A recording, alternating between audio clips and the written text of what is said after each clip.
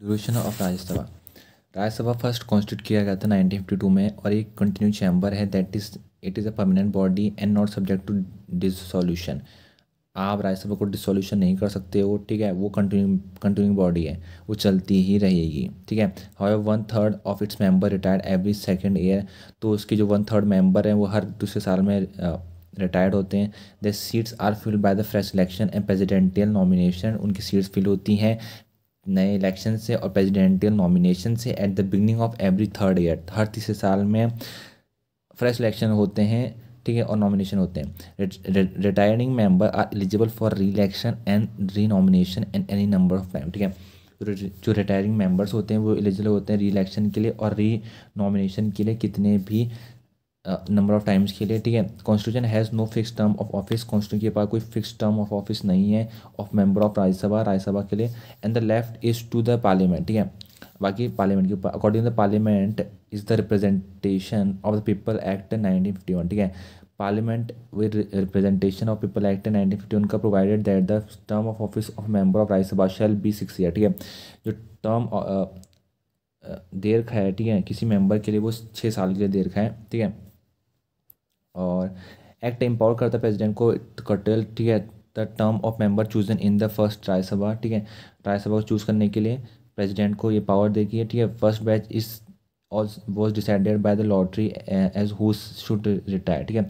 तो पहला बैच जो सबसे पहले जो बैच था उसको एक लॉटरी की तरह रखा गया था कि कौन रिटायर्ड होगा कौन नहीं होगा, क्योंकि उस समय क्या था कि सभी कोई ऐसा तो था नहीं कि कौन कितने इसमें इलेक्ट हुआ है और किस तरह से किस हिसाब से होगा, तो वो लॉटरी सिस्टम के हिसाब से हुआ था, ठीक है। अब आता है हमारा ड्यूरेशन ऑफ लोकसभा। लोकसभा में कैसे ड्यूरेशन होता है, तो जैसे कि Lok Sabha is not a continue chamber. Lok Sabha continue chamber नहीं है, ठीक है। It's normal term is 5 year, 5 साल इसका नॉर्मल टर्म है from the date of its first meeting after the general election. जो पहली मीटिंग है उसकी जनरल इलेक्शन के बाद, ठीक है। After which it automatically dissolve, वो उसके बाद ऑटोमेटिकली डिजॉल्व हो जाता है, ठीक है। However the president is authorised to dissolve the Lok Sabha at any number and any time even before the completion of 5 year and this cannot be challenged in a court of law। तो president के पास ये power है कि वो 5 साल से पहले भी ख़त्म कर सकता है और 5 साल को भी एक्सटेंड कर सकता है इमरजेंसी के समय में। तो ये सब चीज़ें हैं प्रेसिडेंट के हाथ में और अब इसे आप कोर्ट ऑफ लॉ में चैलेंज नहीं कर सकते हो simply. Now membership of parliament क्या है, क्वालिफिकेशन जैसे कि हम जानते हैं क्वालिफिकेशन की क्या होनी चाहिए। पहला तो उस जो होना चाहिए सिटीजन्स इंडिया का। दूसरा कि उस जो ओथ लेते समय उसको ये कहना है कि मैं फेथफुली और एलिगेंस की तरह कॉन्स्टिट्यूशन को ऑफ इंडिया को होल्ड करके रखूँगा और सोवेजनिटी एंड इंटीग्रिटी होल्ड करूँगा simply. And third cases he must not less than 30 years of age in the case of Rajya Sabha. 30 साल से कम तो वो बिल्कुल नहीं होना चाहिए राज्यसभा में। और not less than 25 years of age in case of Lok Sabha. 25 साल से कम तो नहीं होना चाहिए लोकसभा में। तो लोकसभा जाने के लिए उसको 25 साल की उम्र एज होनी चाहिए और राज्यसभा में जाने के लिए उसके पास 30 साल की एज होनी चाहिए, ठीक है। अब आता है कि he must possess other qualification prescribed by parliament, ठीक है। उसके पास जो क्वालिफिकेशन प्रिस्क्राइब करके पार्लियामेंट में वो चीज़ सब होनी चाहिए। नाउ डिस्क्वालिफिकेशन क्या है, सिंपली डिस्क्वालिफिकेशन पहला कि उसको कोई प्रॉफिट ऑफ नहीं होना चाहिए, ठीक है, उसके हाथ में जैसे कि यूनियन और स्टेट गवर्नमेंट के उसमें नहीं होना चाहिए। लेकिन अगर उसकी कोई मिनिस्ट्री ऑफिस में, ठीक है, जो पार्लियामेंट के अंदर है, अगर वहाँ पर कुछ है तो तब तो चल सकता है, ठीक है। और अगर वो अनसाउंड माइंड का है, दिमाग ख़राब है, या फिर stand for declared by court, या फिर किसी ने कोर्ट ने डिक्लेयर कर रखा है कि यार भाई इसका दिमागी संतुलन खराब है, तो उस स्थिति में वो डिस्क्वालीफाई हो सकता है। Now third point is he is an undischarged insolvent, ठीक है। ऐसा नहीं होना चाहिए कि उसको किसी के उस पर मतलब पहले वो गया हो कहीं सिंपली जेल के अंदर, ठीक है। और fourth point, he is not if he is not citizens of India or has voluntarily acquired the citizenship of foreign state or is under any acknowledgement of allegiance to a foreign state, ठीक है। अगर वो कि कोई foreign state मान लीजिए America, या वहाँ पर वो कहते हैं कि भाई ये बंदा सही नहीं है और इसने यहाँ पर धोखाधड़ी की है, इसने यहाँ की मेंबरशिप ले रखी है, ठीक है, सॉरी जो सिटीजनशिप है वो ले रखी है, तो वहाँ उस हिसाब से वो अनएलिजिबल हो जाएगा इंडिया के लिए, ठीक है। और पाँचवा point, if he is so disqualified in law made by parliament, अगर पार्लियामेंट ने कुछ ऐसा लॉ बनाया कि कल के दिन डिस्क्वालीफाई हो गया तो वो डिस्क्वालीफाइड माना जाएगा। और कुछ जो लॉज हैं वो रिप्रेजेंटेशन ऑफ पीपल एक्ट 1951 के उसमें भी हैं, जो कि हैं he must not been found guilty of certain election offence or corrupt practice in the election, वो गिल्टी नहीं पाना जाना चाहिए करप्ट इलेक्शन जो प्रैक्टिसेस हैं और की, ठीक है, इलेक्शन के समय में। और दूसरा, he must not has been convicted for any offence resulting in imprisonment for 2 or more years, ठीक है, 2 या 2 से ज़्यादा साल के लिए अगर वो कन्विक्टेड हुआ है, ठीक है, तो वहाँ पर दिक्कत हो जाएगी उसके लिए, वहाँ पर डिस्क्वालीफाइड हो जाएगा। लेकिन जो प्रिवेंटिव डिटेंशन लॉ के अंतर्गत जो उसको अगर डिटेन किया गया है तो वहाँ पर वो डिस्क्वालीफाइड नहीं माना जाएगा। और तीसरा है कि he must not fail to lodge an account of his election expenses within time, अगर उसने अपने जो एक्सपेंसेस हैं उनको सही समय पर भुगतान नहीं किया है, ठीक है, तो वहाँ पर डिस्क्वालीफाइड हो जाएगा। पांचवा कि he must not have any interest in government contract work और सर्विस, ठीक है, अगर मान लीजिए कि उसे कोई वर्क दिया गया है, ठीक है, और कॉन्ट्रैक्ट देखा, वर्क देखा, सर्विस देखा, उसका इंटरेस्ट नहीं है, ठीक है, उस गवर्नमेंट की चीज़ों में, तो वहाँ भी वो डिस्क्वालीफाइड हो जाएगा। पांचवा ये है कि he must not be a director managing agent nor hold any office profit in corporation in which government had at least 25% of share, ठीक है, जैसे 25% शेयर है गवर्नमेंट का, वहाँ पर उसको अपना ऑफिस नहीं होल्ड करना चाहिए, उसको वहाँ पर चीज़ें नहीं बनानी चाहिए, क्योंकि वहाँ पर साफ से सक जाता है उसके ऊपर। और छठवां पॉइंट कि he must not had been dismissed from government service for corruption और disloyalty to the state. Simply corruption और डिसलॉयल्टी अगर पाई जाती है उसकी टर्म्स में, टर्म पीरियड में, तो वहाँ भी उसके लिए दिक्कत हो जाएगी। सातवां, he must not had been convicted for promoting enmity between different groups or for the offences of bribery, ठीक है, पैसा ले धोखाधड़ी ये सब नहीं पाए जाने चाहिए। तो question whether a member is subject to any of the disqualification the president decision final, ठीक है, जो प्रेसिडेंट का डिसीजन होगा वो फाइनल होगा। However he should obtain the opinion of the election commission and act accordingly, ठीक है, वो ऑब्टेन कर सकता है ओपिनियन इलेक्शन कमीशन का और एक्ट कर सकता है अकॉर्डिंगली, ठीक है। नॉट डिस्क्वालिफिकेशन क्या है ऑन ग्राउंड ऑफ डिफेक्शन, ये है कि 10th जो शेड्यूल है उसके अंदर ग्राउंड ऑफ डिफेक्शन, ठीक है, defection under the provision of 10th schedule के अंदर आता है defection, ground of defection simply a member in a disqualification under the defection law, ठीक है, डिफेक्शन लॉ के अंदर उसको डिस्क्वालिफिकेशन कहा जाएगा, ठीक है। पहला, if he voluntary give up the membership of the political party on whose ticket he is elected to the house, ठीक है, अगर वो वॉलंटियर गिव अप करता है अपनी पॉलिटिकल पार्टी को जिसकी वजह से उसको टिकट मिला है, तो वहाँ भी वो डिस्क्वालीफाइड माना जाएगा। Second, if he vote or abstain from voting in the house contracted to any direction given by his political party कह रही है कि भाई तू इसमें वोट कर, पर वो कोई दूसरी तरफ वोट करता है, तो वहाँ पर भी ग्राउंड ऑफ डिफेक्शन कहा जाएगा और वहाँ भी वो डिस्क्वालिफिकेशन माना जा सकता है, ठीक है, ये 10th शेड्यूल के अंदर आता है। एंड तीसरा, if independently elected member join any political party, ठीक है, if any independently elected member, ठीक है, अगर कोई इंडिपेंडेंटली इलेक्टेड जो मेंबर ज्वाइन करती है कोई पॉलिटिकल पार्टी, तो वहाँ पर भी दिक्कत हो सकती है, ठीक है। चौथा, if any nominated member join any political party after the expiry of 6 month, ठीक है, अगर कोई भी नॉमिनेटेड मेंबर जिसको नॉमिनेट कर रखा है join any political party after the expiry of 6 month, अगर 6 महीने बाद वो कोई दूसरी नॉमिनेट ज्वाइन कर पॉलिटिकल पार्टी ज्वाइन कर लेता है, ठीक है, वहाँ पर भी दिक्कत हो सकती है, ठीक है। The question of disqualification under the 10th schedule is decided by the chairman in case of Rajya Sabha, chairman decide करेगा वो राज्यसभा केस में, और स्पीकर डिसाइड करेगा लोकसभा की केस में, ठीक है। In 1992 the supreme court rule that the decision of chairman and speaker is regard to subject of judicial review, तो 1992 में सुप्रीम कोर्ट ने रूल आउट किया था कि सिंपली जो भी उनका डिसीजन होगा वो जुडिशियल रिव्यू के अंदर आएगा, और जुडिशियल रिव्यू के अंदर इसका मतलब कि कोर्ट में आप सिंपली जा सकते हो, ठीक है। अब ये आता है हमारा डबल मेंबरशिप, ये क्या है, ठीक है, तो डबल मेंबरशिप, ठीक है, अ member of parliament vacant his seat, ठीक है, कुछ फॉलोइंग केसेस में एक जो मेंबर है पार्लियामेंट का वैकेंट कर सकता है अपनी सीट्स को। पहला, डबल मेंबरशिप, ये क्या है, a person can not B member of both house of parliament at the same time, ठीक है, दोनों हाउस ऑफ पार्लियामेंट का जैसे कि अपर हाउस और लोअर हाउस दोनों में मेंबरशिप नहीं हो सकती है उसकी, ठीक है। Third, representation of act of people act 1951, representation of people act 1951 कौन सा एक्ट है, 1951 का जो एक्ट है रिप्रेजेंटेशन ऑफ पीपल एक्ट, वो ये कहता है, पहला, if a person is elected to both house of parliament he must intermediate within 10 days in which house he desire to serve. 10 दिन के अंदर उसको बताना है कि वो किस हाउस में सर्व करेगा। अगर वो नहीं बताता है तो डिफ़ॉल्ट में of intimation INTIMATION his seat in the Rajya Sabha become vacant. ठीक है, तो सिंपली जो राज्यसभा में उसकी सीट है वो वैकेंट हो जाएगी। ठीक है, अगर वो 10 दिन के अंदर अंदर नहीं बताता है कि उसे कहाँ जाना है सिंपली। दूसरा ये है कि if a sitting member of one house is also elected to the other house his seat in the first house become vacant. ठीक है, अगर कोई सिटिंग मेंबर है, ठीक है, एक हाउस का, is also elected to the other house, दूसरा हाउस में इलेक्ट हो रखा है, his seat in the first house become vacant. ठीक है, तो उसकी जो उसकी सीट होगी पहले हाउस में वो खाली हो जाएगी। ठीक है, अब आता है हमारा तीसरा, if person is elected two seats in house. ठीक है, 2 सीट्स के लिए इलेक्ट होता है, he should exercise his option for one, otherwise both seats become vacant.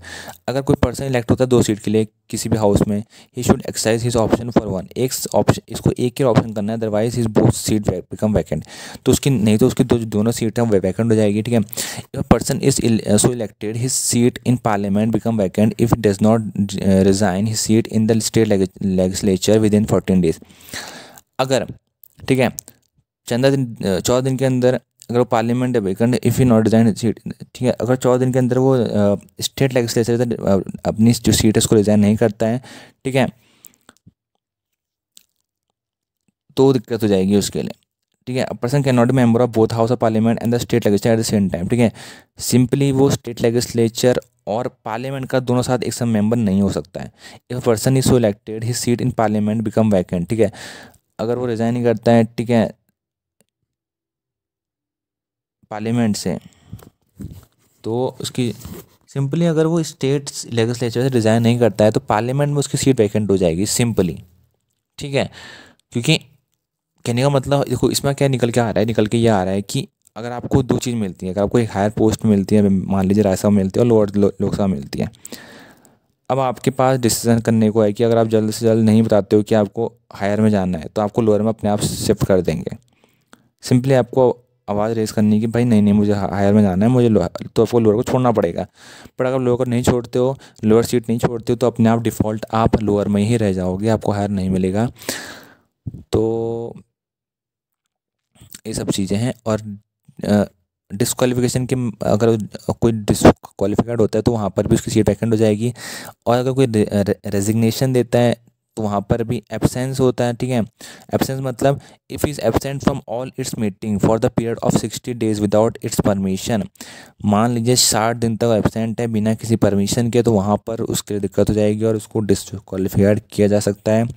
In the computing the period of 60 days no account shall be taken of any period during the which house is prorogued or adjourned for more than 4 consecutive days। ठीक है, मान लीजिए मतलब इसमें कहने का मतलब है कि अगर हाउस को प्रोग्यूट कर रखा है या फिर एडजॉर्ड कर रखा है तो वो चीज़ नहीं गिनी जाएगी, बाकी सब कुछ गिना जाएगा। ठीक है, और अदर केसेस क्या है, जैसे कि if election is declared void by court, मान लीजिए अगर कोई जो कोर्ट है उसने इलेक्शन को वॉइड कह दिया कि उसने कि नहीं ये वॉइड है, इसमें खाली है। ठीक है, या फिर दूसरा कि एक्सपेल्टेड बाय हाउस ने एक्सपेल कर दिया उस बंदे को। If is elected to the office of president या वाइस प्रेसिडेंट के लिए इलेक्ट हो गया तो वहाँ पर भी सिंपली इसको छोड़ देगा वो।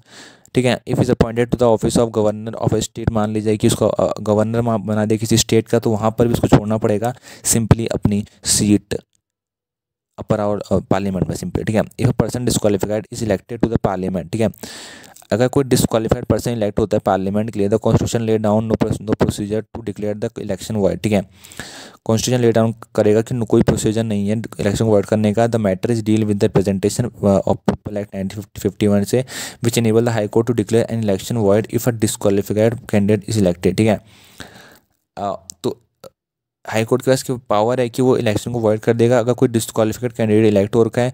The aggrieved party can appeal to supreme court against the order of high court in this regard. तो जो एग्रीविएट पार्टी है वो कह सकती है कि नहीं नहीं आपने गलत बोला, तो वो हाई कोर्ट सुप्रीम कोर्ट में जा सकती है। तो ये चांसेस बता रखे हैं ऐसा ऐसा हो सकता है। ठीक है, अब presiding officers of parliament, presiding officers क्या कौन कौन है पार्लियामेंट में वो पढ़ते हैं। पहला, each house of parliament has its own presiding officer. Her parliament में हर किसी पास अपने प्रिसाइडिंग ऑफिसर्स होते हैं, ठीक है। There is a speaker and deputy speaker for the Lok Sabha and the chairman and deputy chairman for Rajya Sabha. तो स्पीकर और डिप्यूटी स्पीकर होता है लोकसभा के लिए, और चेयरमैन और डिप्यूटी चेयरमैन होता है राज्यसभा के लिए, ठीक है। A panel of chairperson for the Lok Sabha and a panel of vice chairperson for the Rajya Sabha is also appointed. एक panel of chairperson for the Lok Sabha के लिए अपॉइंट किया जाता है, और panel of vice chairperson for the Rajya Sabha के लिए अपॉइंट किया जाता है, सिंपली, ठीक है। तो स्पीकर ऑफ लोकसभा में स्पीकर और डिप्यूटी स्पीकर होते हैं, और राज्यसभा में चेयरमैन और डिप्यूटी चेयरमैन होते हैं। ये आपको अपने माइंड में क्लियर करना है, ठीक है। अब ये नहीं कि चेयरमैन वहाँ लोकसभा में बोल रहे हैं, ठीक है, नहीं, वहाँ पर लोकसभा में स्पीकर होते हैं और सिंपली राज्यसभा में चेयरमैन होते हैं, ठीक है। तो लोकसभा में स्पीकर और डिप्यूटी स्पीकर, और राज्यसभा में chairman and deputy chairman is been there, ठीक है। तो स्पीकर ऑफ लोकसभा क्या है, इलेक्शन और टेन्योर क्या है उसका, वो देख लेते हैं। Speaker is elected by the Lok Sabha from the amongst its member, ठीक है, as soon as may be after its first sitting. तो पहले सिटिंग के बाद उसको जितना जल्दी हो सके उतना जल्दी हम इलेक्ट करते हैं, ठीक है। Office of the speaker fall vacant the Lok Sabha elect another member to fill the vacancy. अगर लोकसभा की जो स्पीकर की जो वो वैकेंट होता है, तो हम किसी भी मेंबर को फिल करते हैं, इलेक्ट करते हैं वैकेंसी को फिल करने के लिए। The date of election of the speaker is fixed by the president. जो इलेक्शन का डेट होगा स्पीकर के लिए वो फिक्स किया जाता है प्रेसिडेंट के द्वारा। Usually the speaker remain in the office during the life of the Lok Sabha. Speaker हमेशा रहता है ऑफिस में during the life of Lok Sabha की उसमें, ठीक है।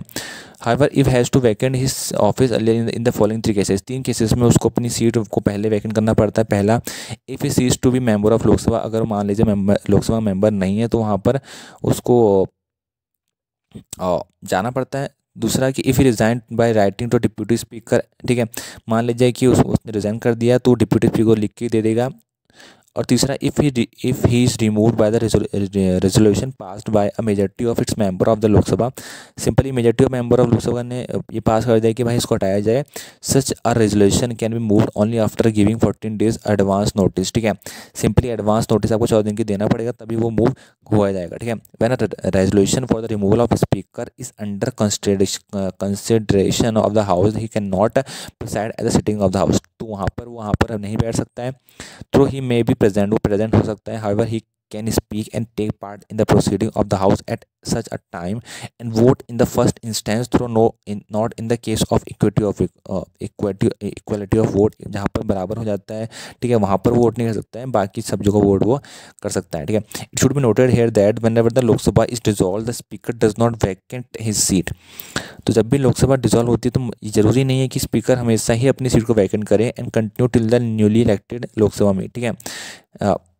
और वो कंटिन्यू कर सकता है till the newly elected Lok Sabha में, ठीक है। जब तक नई लोकसभा बनती है तब तक वो कंटिन्यू कर सकता है, अगर उसका पीरियड पूरा नहीं हुआ हो तो, ठीक है। अब रोल और पावर फंक्शंस क्या हैं, तो पहला, the speaker is the head of Lok Sabha. He is the head of Lok Sabha and its representatives का हेड भी है। And he is the principal spokesperson of the house. वो प्रिंसिपल स्पोक पर्सन है हाउस का। And his decision in all parliamentary matters is final. तो उसका जो decision है हर पार्लियामेंट्री मैटर्स में वो फाइनल है। He is thus much more than only the presiding officer. वो बहुत कुछ ज़्यादा है प्रिसाइडिंग ऑफिसर के मुकाबले लोकसभा के। In this capacity he is the vested with vast variety and vital responsibility and enjoy great honour, high dignity and supreme authority within the house.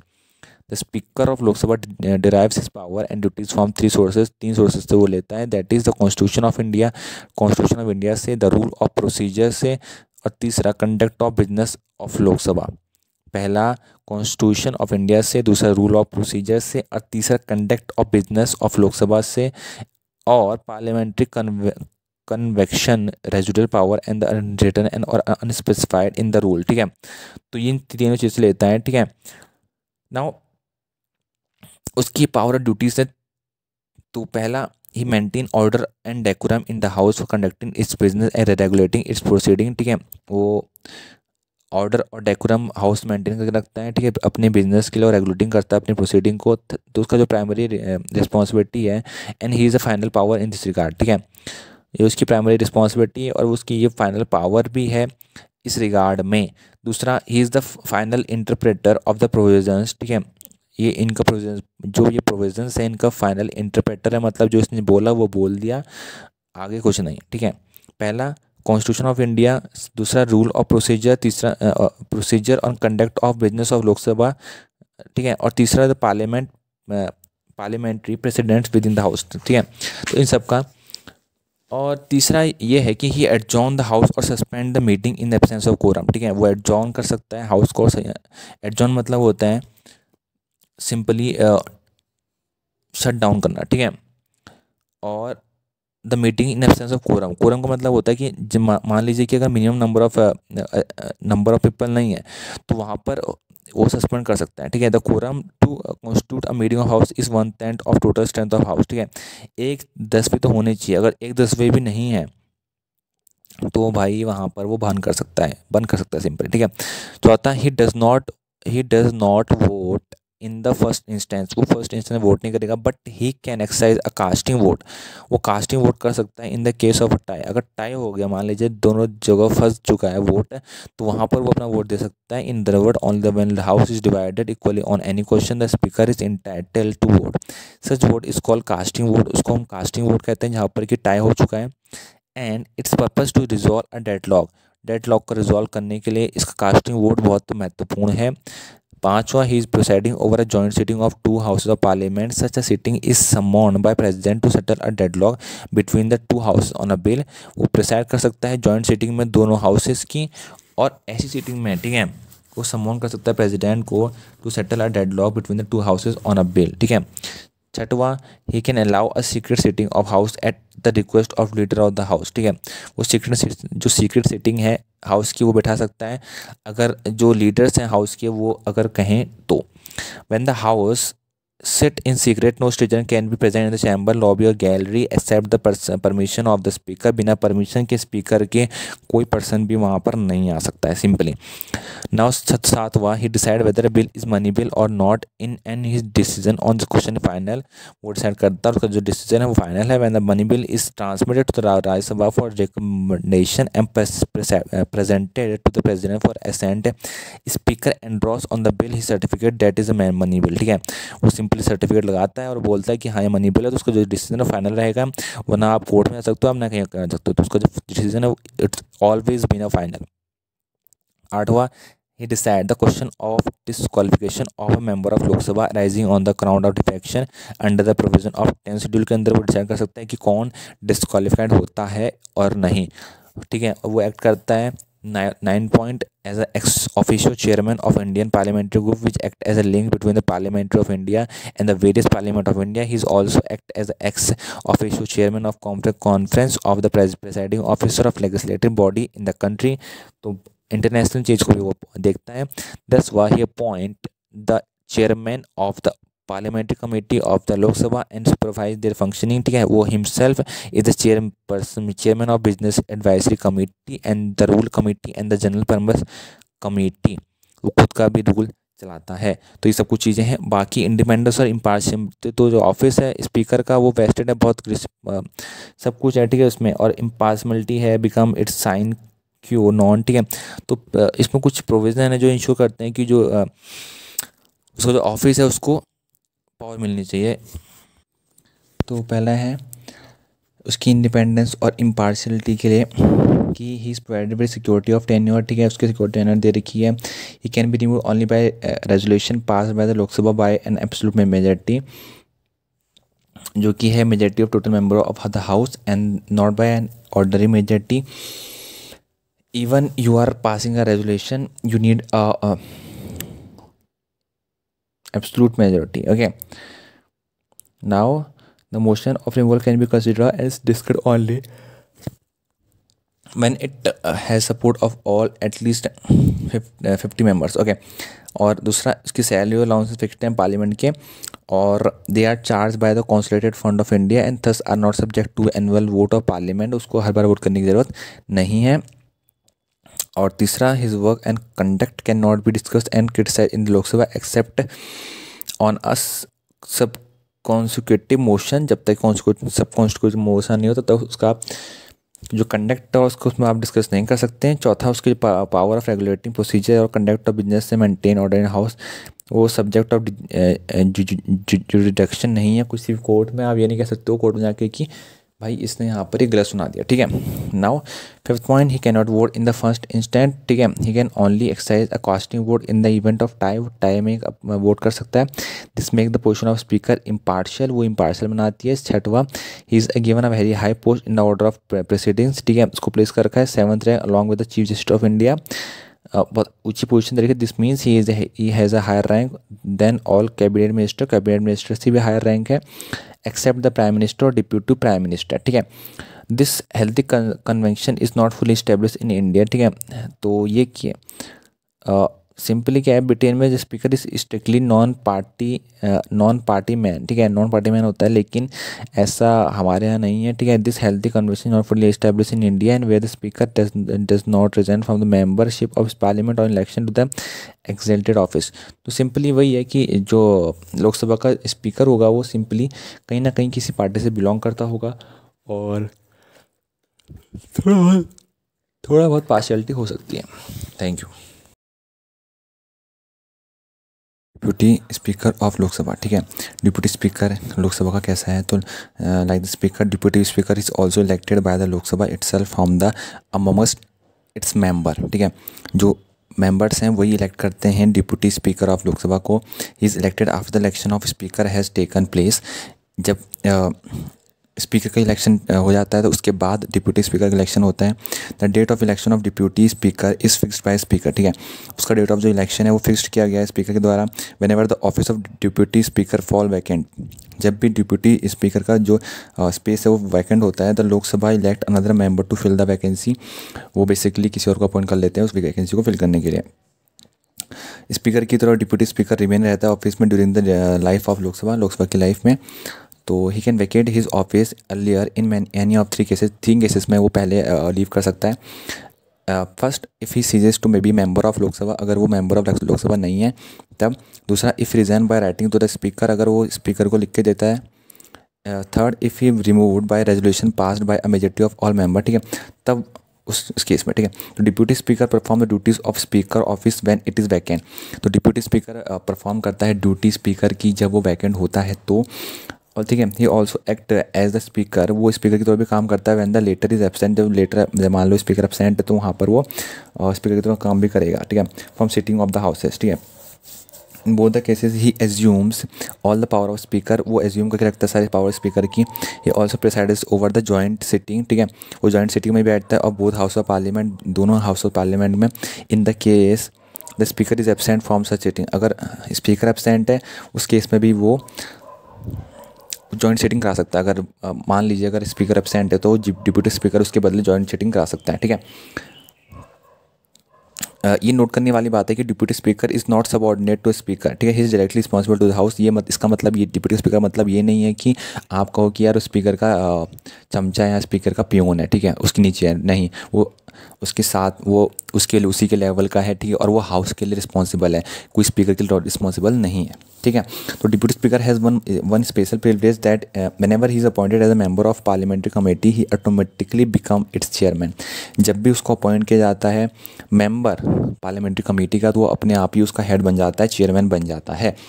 तो ये उसकी एक खासियत है, ठीक है। स्पीकर की तरफ deputy speaker while presiding over the house can not vote in the first instance, ठीक है, वो पहले इंस्टेंस में वोट नहीं कर सकता। He can only exercise a casting vote in the case of a tie, अगर वहाँ पर टाई हो, अगर टाई होता है उस केस में वो वोट कर सकता है, वो कास्टिंग वोट नहीं कर सकता, ठीक है।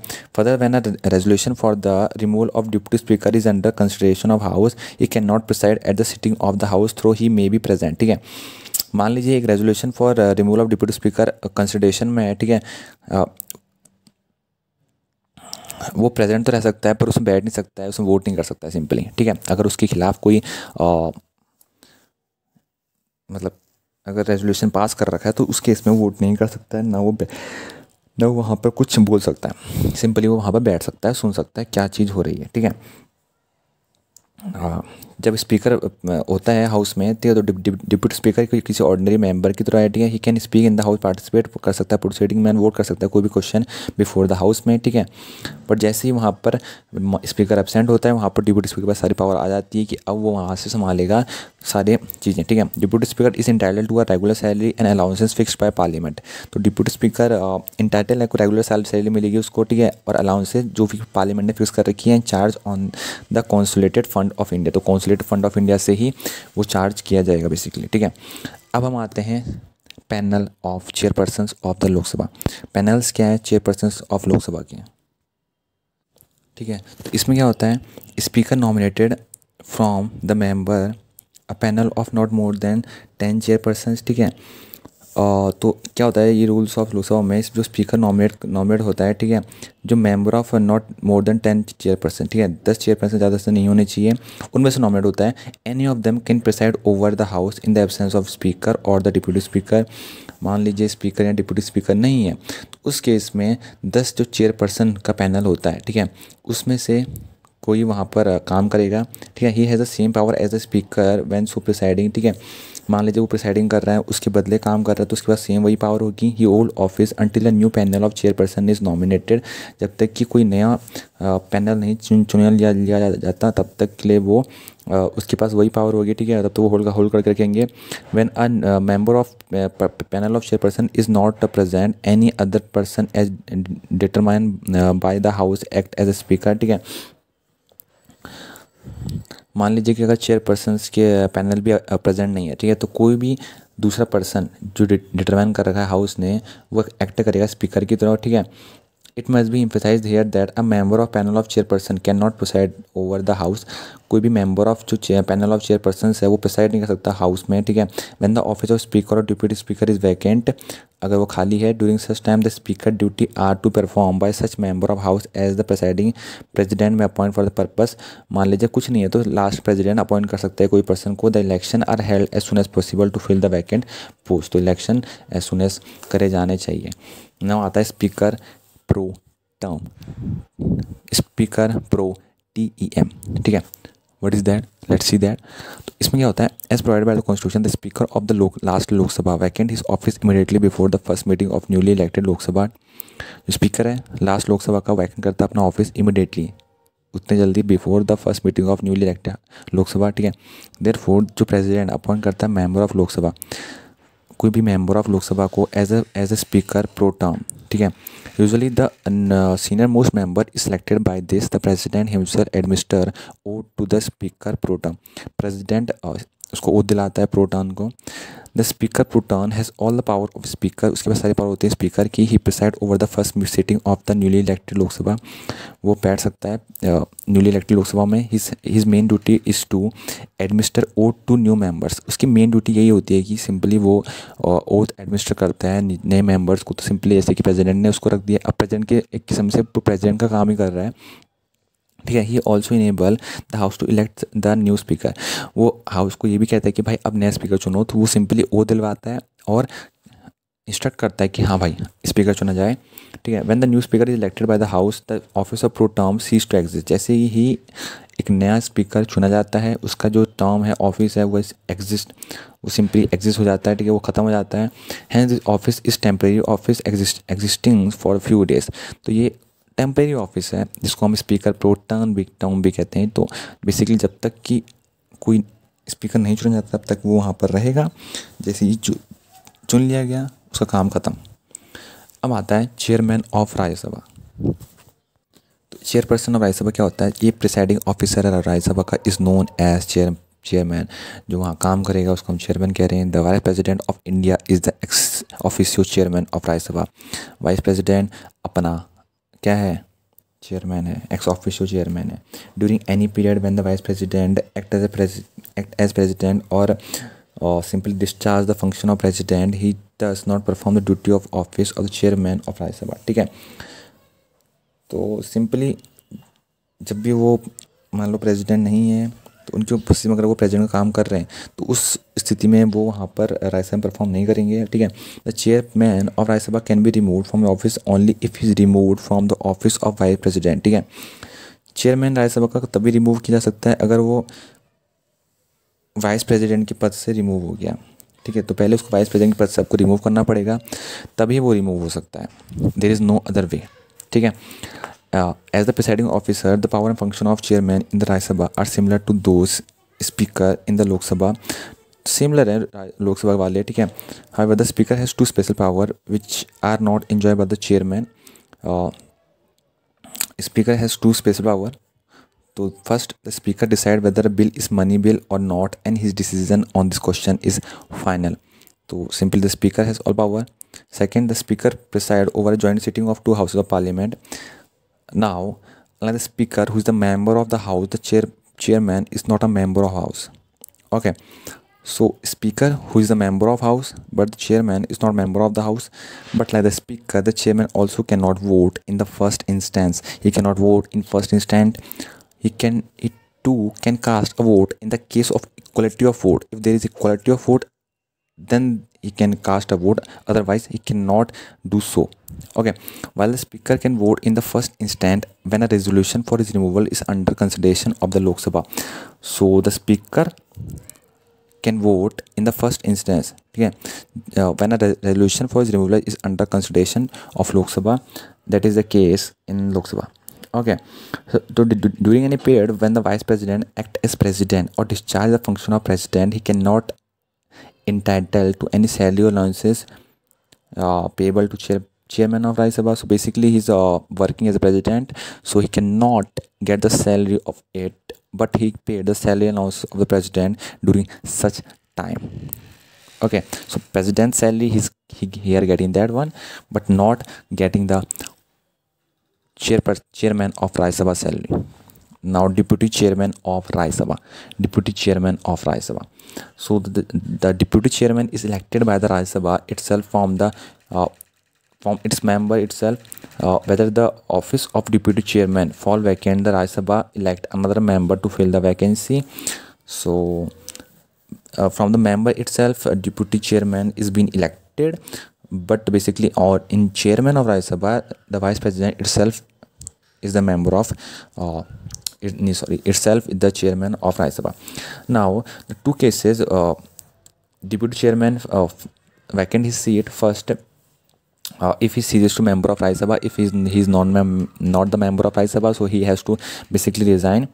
And second, if he resign by writing to the chairman, if he resign, then also he has to resign. If he removed from the resolution, then also he will resign. Okay, so in case of Rajya Sabha, in case of chairman, there is no resolution passed, because basically you have to simply remove first from his vice presidentship. Okay, then only you can remove the chairman, otherwise not. So this is a very big power, I think so, because basically you have to work double. Or basically if there is condition when president is being died, okay, in that condition he's become the president. Now in that condition he has there is a resolution passed and so many processes are being there. Okay, but if he's chairman, then simply you have to go for president to remove him from his office. So this is something tricky thing. Now the deputy chairman perform the duties of chairman office when it is vacant, or when the vice president act as president or discharge the function of president. He also act as chairman when the latter is absent from the sitting of the house. In both cases he has all power of the chairman. So basically if he has work as a chairman, so he has all its power. It should be emphasized here that the deputy chairman is not subordinate to chairman. Basically same as in Lok Sabha also, he's not, deputy chairman is not a subordinate, it's not like a peon. Okay, he has itself has so many power, so he can access all of that. Okay, now like he got the salary from the Consolidated Fund of India, same like chairman, same like speaker, same like the deputy speaker. He also get salary from the Consolidated Fund of India. So this is the big thing. Now panel of vice chairpersons of Rajya Sabha. Panel of vice chairpersons of Rajya Sabha. So under the rule of Rajya Sabha, the chairman nominated among the member of panel of vice chairpersons. Okay, so any of one of them can preside over the house in the absence of chairman or deputy chairman. So In case there is no member same like Lok Sabha, he can be the member, he can take over the power, and he has the same power as the chairman when so proceeding. If he was proceeding, then he has the same power over that. He hold office until a new panel of vice chairperson nominated, same as panel of chairpersons of Lok Sabha, same here is also apply. So same that. Now Secretariat of Parliament, SECRETARIAT,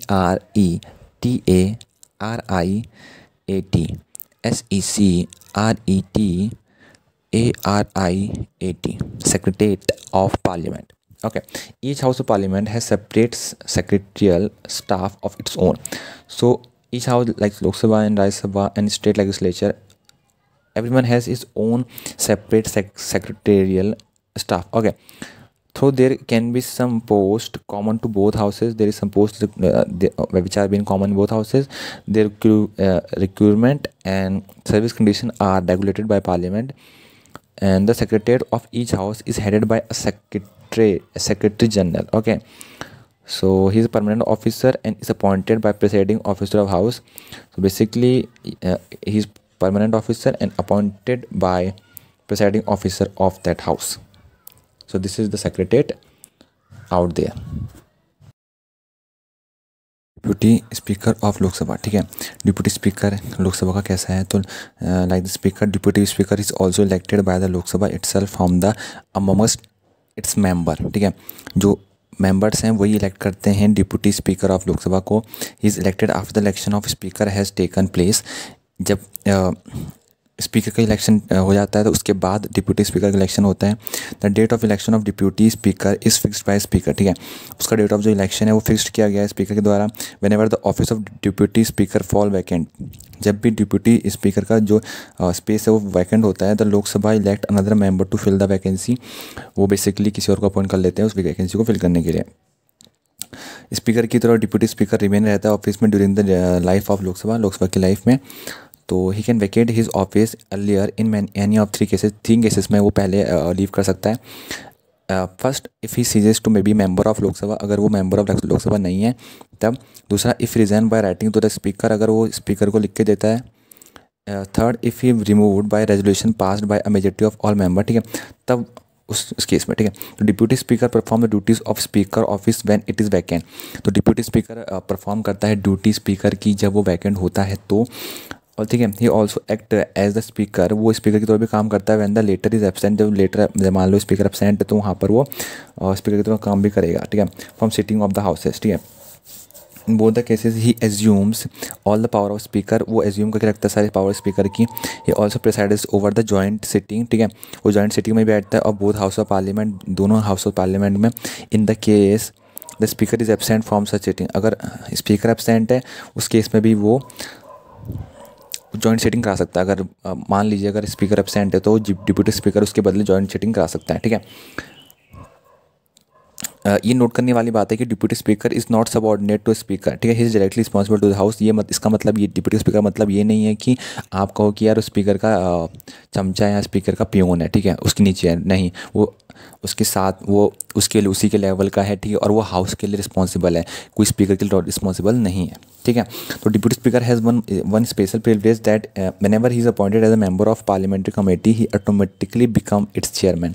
जब भी उसको appoint किया जाता है member parliamentary committee का तो वो अपने आप ही उसका हेड बन जाता है, चेयरमैन बन जाता है। तो ये उसकी एक खासियत है, ठीक है। स्पीकर की तरफ deputy speaker while presiding over the house can not vote in the first instance, ठीक है, वो पहले इंस्टेंस में वोट नहीं कर सकता। He can only exercise a casting vote in the case of a tie, अगर वहाँ पर टाई होता है उस केस में वो वोट कर सकता है, वो कास्टिंग वोट नहीं कर सकता, ठीक है। Further when a resolution for the removal of deputy speaker is under consideration of house he can not preside at the sitting of the house though he may be present, ठीक है। मान लीजिए एक resolution for removal of deputy speaker consideration में है, ठीक है, वो प्रेजेंट तो रह सकता है पर उसमें बैठ नहीं सकता है, उसमें वोट नहीं कर सकता है सिंपली, ठीक है। अगर उसके खिलाफ कोई मतलब अगर रेजोल्यूशन पास कर रखा है तो उस केस में वोट नहीं कर सकता है, ना वो वहाँ पर कुछ बोल सकता है, सिंपली वो वहाँ पर बैठ सकता है, सुन सकता है क्या चीज़ हो रही है, ठीक है। हाँ, जब स्पीकर होता है हाउस में तो डिप्यूटी स्पीकर किसी ऑर्डिनरी मेंबर की तरह है, ठीक है। He can speak in the house, participate कर सकता है प्रोसीडिंग में, वोट कर सकता है कोई भी क्वेश्चन बिफोर द हाउस में, ठीक है। बट जैसे ही वहाँ पर स्पीकर एब्सेंट होता है, वहाँ पर डिप्यूटी स्पीकर के पास सारी पावर आ जाती है कि अब वो वहाँ से संभालेगा सारे चीज़ें, ठीक है। Deputy speaker is entitled to a regular salary and allowances fixed by parliament. तो डिप्यूटी स्पीकर इंटाइटल है, को रेगुलर सैलरी मिलेगी उसको, ठीक है, और अलाउंसेस जो भी पार्लियामेंट ने फिक्स कर रखी है, charge on the कॉन्सुलेटेड fund of India. तो कॉन्सुलेटेड फंड ऑफ इंडिया से ही वो चार्ज किया जाएगा बेसिकली, ठीक है। अब हम आते हैं panel of chairpersons of the Lok Sabha. Panels क्या है? चेयरपर्सन्स ऑफ लोकसभा के, ठीक है। तो इसमें क्या होता है? Speaker nominated from the member a panel of not more than 10 chairpersons, ठीक है। तो क्या होता है, ये रूल्स ऑफ लोकसभा में जो स्पीकर नॉमिनेट होता है, ठीक है, जो member of not more than 10 chairperson, ठीक है, 10 चेयरपर्सन ज़्यादा से नहीं होने चाहिए, उनमें से नॉमिनेट होता है। Any of them can preside over the house in the absence of speaker और द डिप्यूटी स्पीकर। मान लीजिए स्पीकर या डिप्यूटी स्पीकर नहीं है, तो उस केस में 10 जो चेयरपर्सन का पैनल होता है, ठीक है, उसमें से कोई वहाँ पर काम करेगा, ठीक है। He has the same power as the speaker when so presiding, ठीक है। मान लीजिए वो प्रिसाइडिंग कर रहा है, उसके बदले काम कर रहा है, तो उसके पास सेम वही पावर होगी। He hold office until a new panel of chairperson is nominated. जब तक कि कोई नया पैनल नहीं चुन लिया जाता, तब तक के लिए वो उसके पास वही पावर होगी, ठीक है। तब तो वो होल्ड करके रखेंगे। When a member of panel of chairperson is not present, any other person as determined by the house act as a speaker, ठीक है। मान लीजिए कि अगर चेयरपर्सन के पैनल भी प्रेजेंट नहीं है, ठीक है, तो कोई भी दूसरा पर्सन जो डिटरमाइन कर रखा है हाउस ने, वो एक्ट करेगा स्पीकर की तरह, ठीक है। It must be emphasized here that a member of panel of chairperson cannot preside over the house। कोई भी मेंबर ऑफ जो पैनल ऑफ चेयरपर्सन है वो प्रिसाइड नहीं कर सकता हाउस में, ठीक है। When the office of speaker और डिप्यूटी स्पीकर इज वैकेंट, अगर वो खाली है, during such time the speaker duty are to perform by such member of house as the presiding president may appoint for the purpose. मान लीजिए कुछ नहीं है तो लास्ट प्रेसिडेंट अपॉइंट कर सकते हैं कोई पर्सन को। The election are held as soon as possible to fill the vacant post. तो इलेक्शन एज सुन एज करे जाने चाहिए।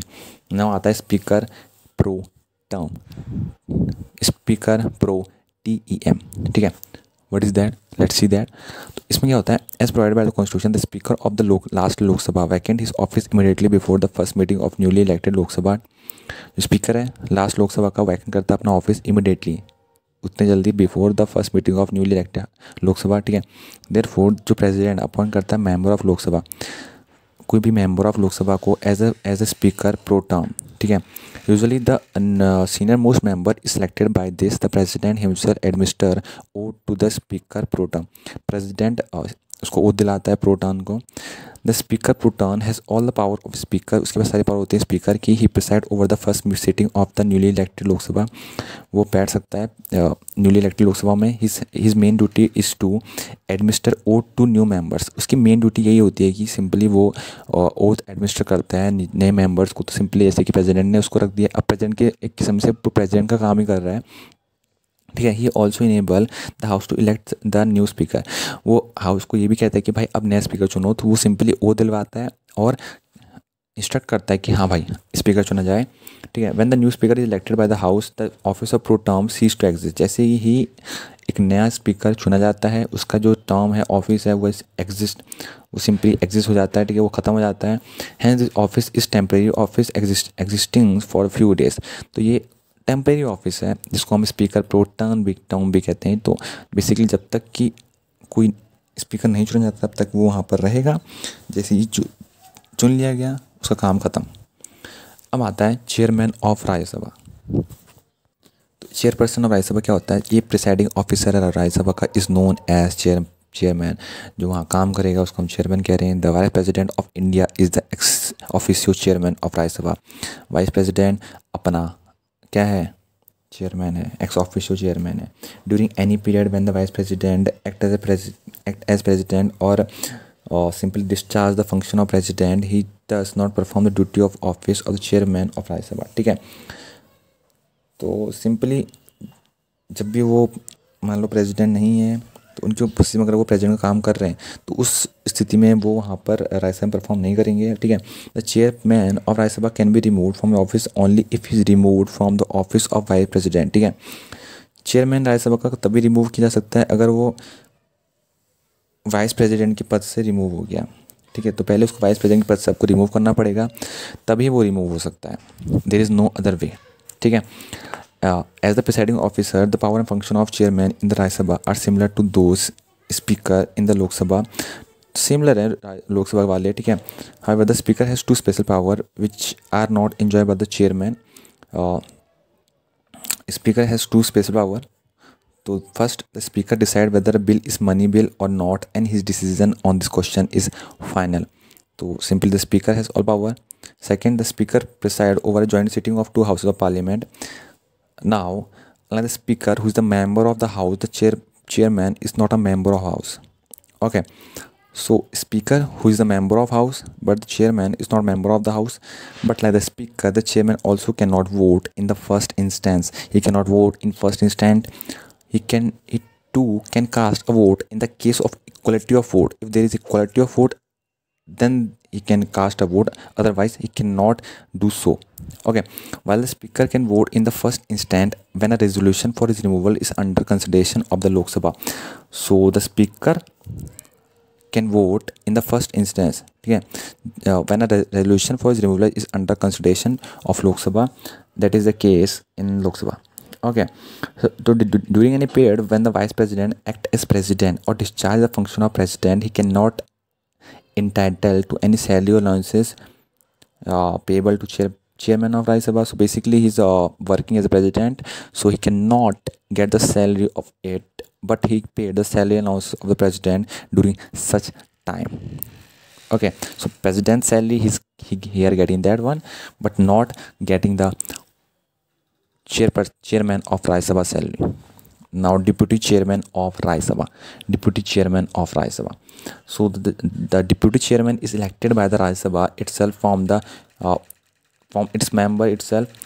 Whether the office of deputy chairman fall vacant, the Rajya Sabha elect another member to fill the vacancy. So from the member itself, a deputy chairman is being elected, but basically or in chairman of Rajya Sabha, the vice president itself is the member of itself the chairman of Rajya Sabha. Now the two cases, deputy chairman vacant his seat. First, if he ceases to member of Rajya Sabha, if he's not the member of Rajya Sabha, so he has to basically resign. And second, if he resign by writing to the chairman, if he resign, then also he has to resign. If he removed from the resolution, then also he will resign, okay.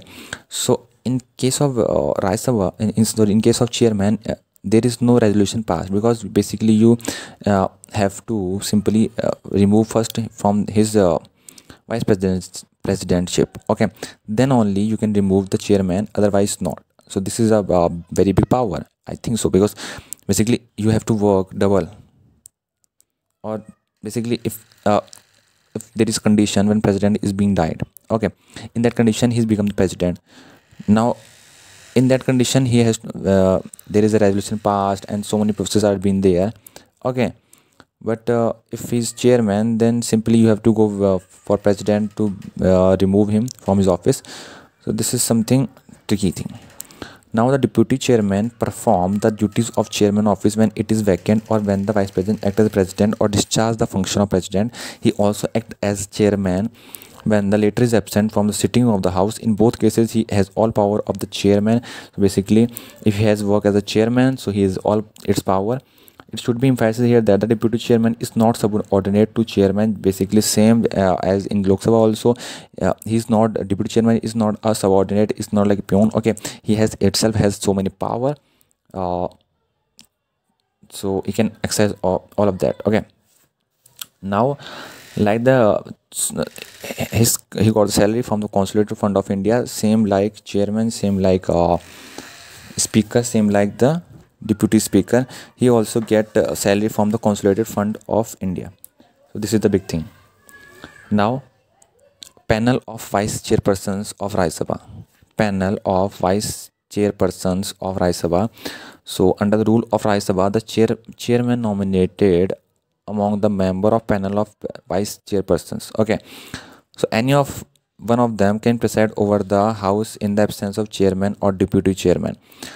So in case there is no member same like Lok Sabha, he can be the member, he can take over the power, and he has the same power as the chairman when so proceeding. If he was proceeding, then he has the same power. Over that, he hold office until a new panel of vice chairperson nominated, same as panel of chairpersons of Lok Sabha. Same here is also apply. So same. Now Secretariat of Parliament, SECRETARIAT,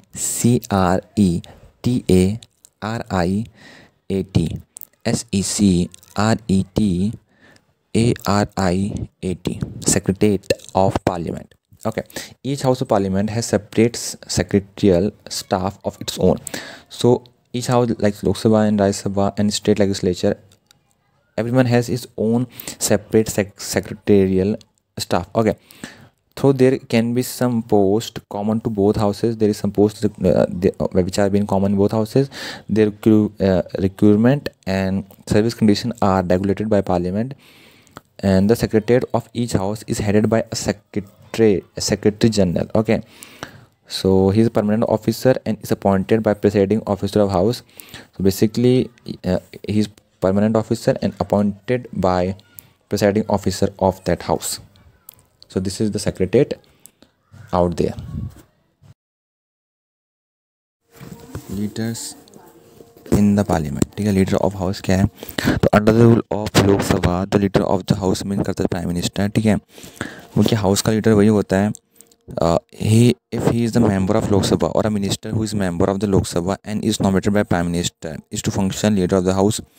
ये भी हो सकता है कि आप simply prime minister किसी को appoint कर ले, किसी मिनिस्टर को अपॉइंट करेगा, ठीक है. किसी और पर्सन को अपॉइंट नहीं करेगा, मिनिस्टर को अपॉइंट करेगा ताकि वो लीडर ऑफ हाउस की तरह काम कर सके.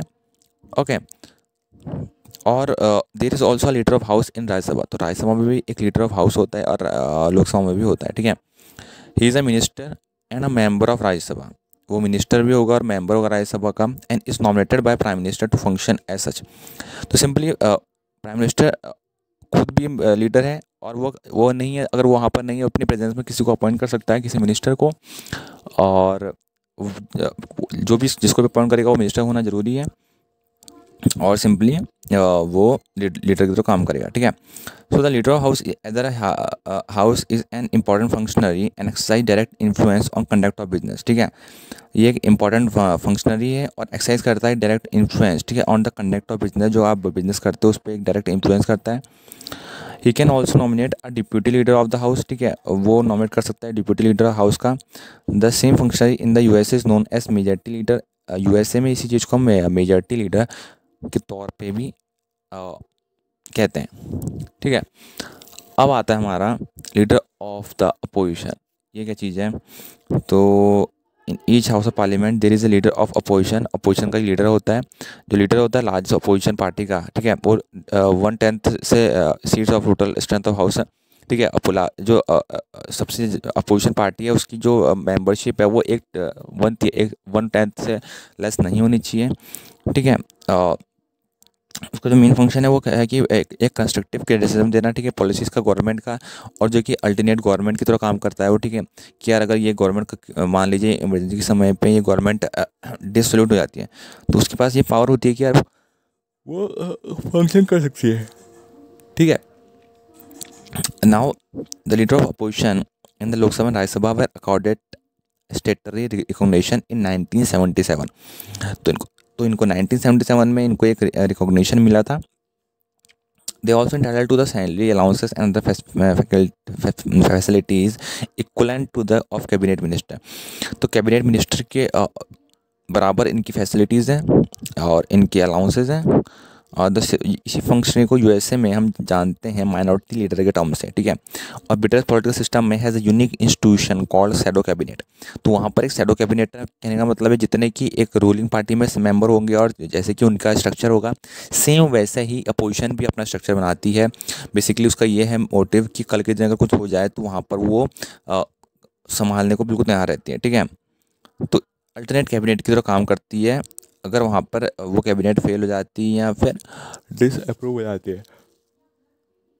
तो कहने के तौर पे ये है कि एक कैबिनेट पहले से तैयार रहती है, ये गई और दूसरी झट से आ गई, इट्स जस्ट लाइक दैट। ठीक है, अब आता है हमारा विप, WHIP। ठीक है, through the office of leaders of the house and the leader of opposition are not mention in the constitution of India, they are mention in the rule of house and parliamentary statute respectively.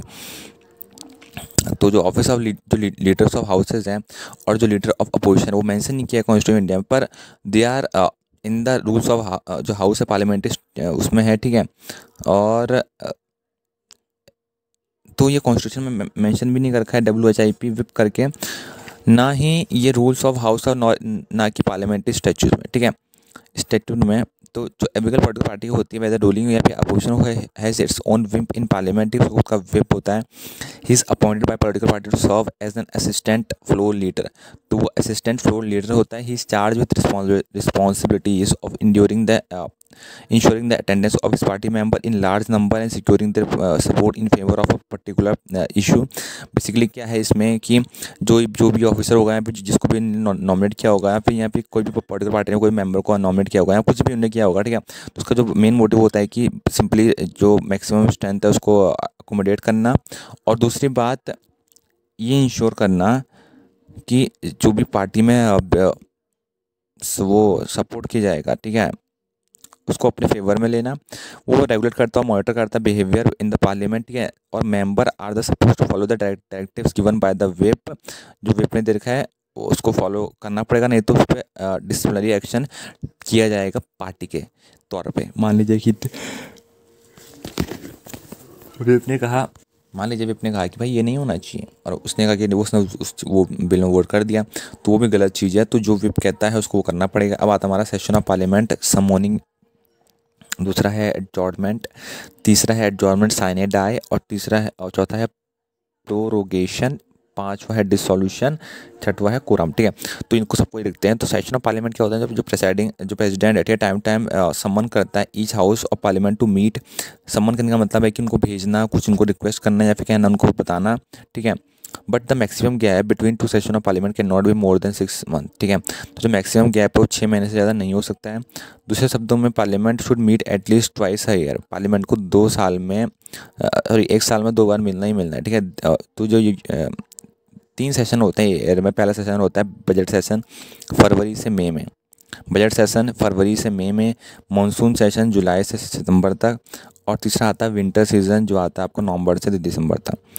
जो session of parliament होता है is a period of spanning between the first sitting of house and its prorogation or dissolution in the case of Lok Sabha.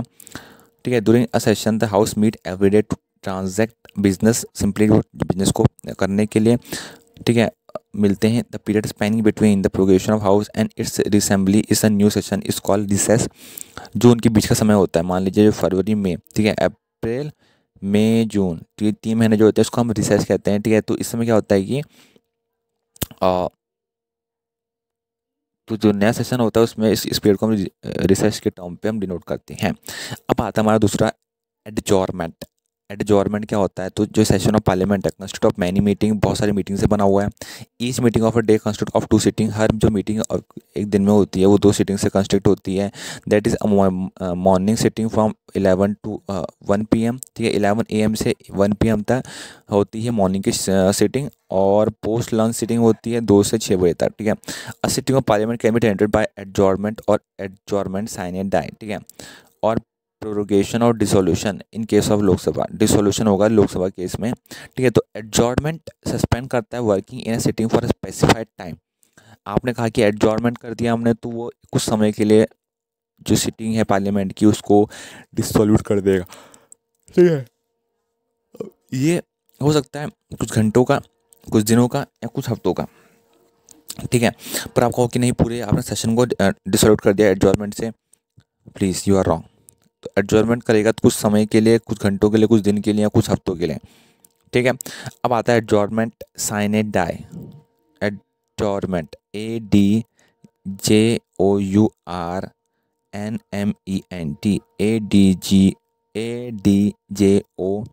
ADJOURN MENT adjournment sine SINE die, ठीक है।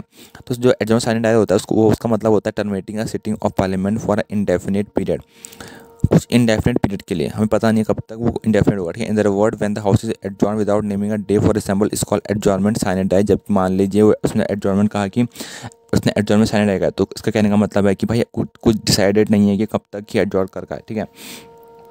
और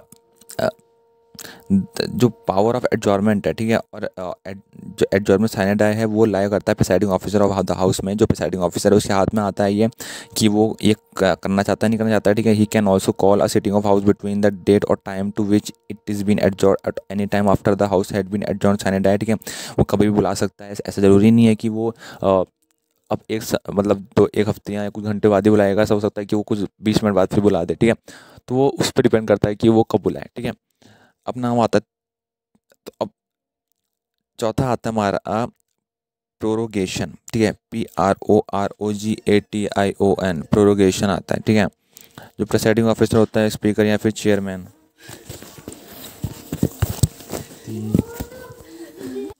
तो provision मतलब क्या है, ठीक है। जो प्रेसाइडिंग ऑफिसर है स्पीकर या चेयरमैन है वो डिक्लेयर करता है हाउस एडजॉर्न साइने डाई, ठीक है। जब बिजनेस कोई भी सेशन कंप्लीट होता है, ठीक है, within the next few days the president issue a notification for prorogation of session, ठीक है। जो प्रेसिडेंट होता है, ठीक है, also prorogue the house while in session, तो वो प्रोग्यू कर सकता है। तो डिफरेंस क्या है एडजॉर्नमेंट में और प्रोपोगेशन में, ठीक है। तो एडजॉर्नमेंट खाली टर्मिनेट करता है sitting, not a session of house. वो सेशन को टर्मिनेट नहीं करता है एडजॉर्नमेंट, ठीक है। सिर्फ कोई सिटिंग को टर्मिनेट करता है, वो भी कुछ डेज के लिए या वीक्स के लिए, ठीक है, या कुछ घंटे के लिए। पर जहाँ पर प्रोपोगेशन है वो simply not only terminate a sitting but also session of house, वो सिटिंग को भी टर्मिनेट कर सकता है और हाउस को भी टर्मिनेट कर सकता है, ठीक है। तो वो पावर किसके हाथ में, स्पीकर और चेयरमैन के हाथ में है उसको ये प्रोरोगेशन करने की, ठीक है। तो जो एडजॉर्नमेंट है सेकंड पॉइंट ये है कि उसको प्रेसाइडिंग ऑफिसर करता है हाउस का, पर प्रोरोगेशन को वो डन होता है प्रेसिडेंट ऑफ इंडिया के द्वारा, ठीक है। और तीसरा पॉइंट ये है कि एडजॉर्नमेंट इफेक्ट नहीं करता है बिल को या कोई अदर बिजनेस को जो पेंडिंग है हाउस में, ठीक है। Same can be resume when house meet again, ठीक है, वो रिज्यूम हो जाएंगे। पर प्रोरोगेशन में it also does not effect the bill, ठीक है, और any other business pending before the house. However all pending notices, जो नोटिसेस होते हैं जैसे कि अदर देन जो इंट्रोड्यूस किया जाता है बिल को, उनको छोड़ के लैप्स कर जाती हैं, ठीक है, अगले प्रोरोगेशन में। And fresh notice have to be given for next session, उसके लिए नया नोटिस देना पड़ता है, ठीक है। और ब्रिटेन में देखा जाए तो वो सिंपली सब कुछ को एंड करता है, ठीक है, सारे बिल को, सारे बिजनेस को। लेकिन हमारे यहाँ ऐसा नहीं होता, हमारे सिर्फ जो नोटिस हैं, ठीक है, वो सब एंड हो जाते हैं।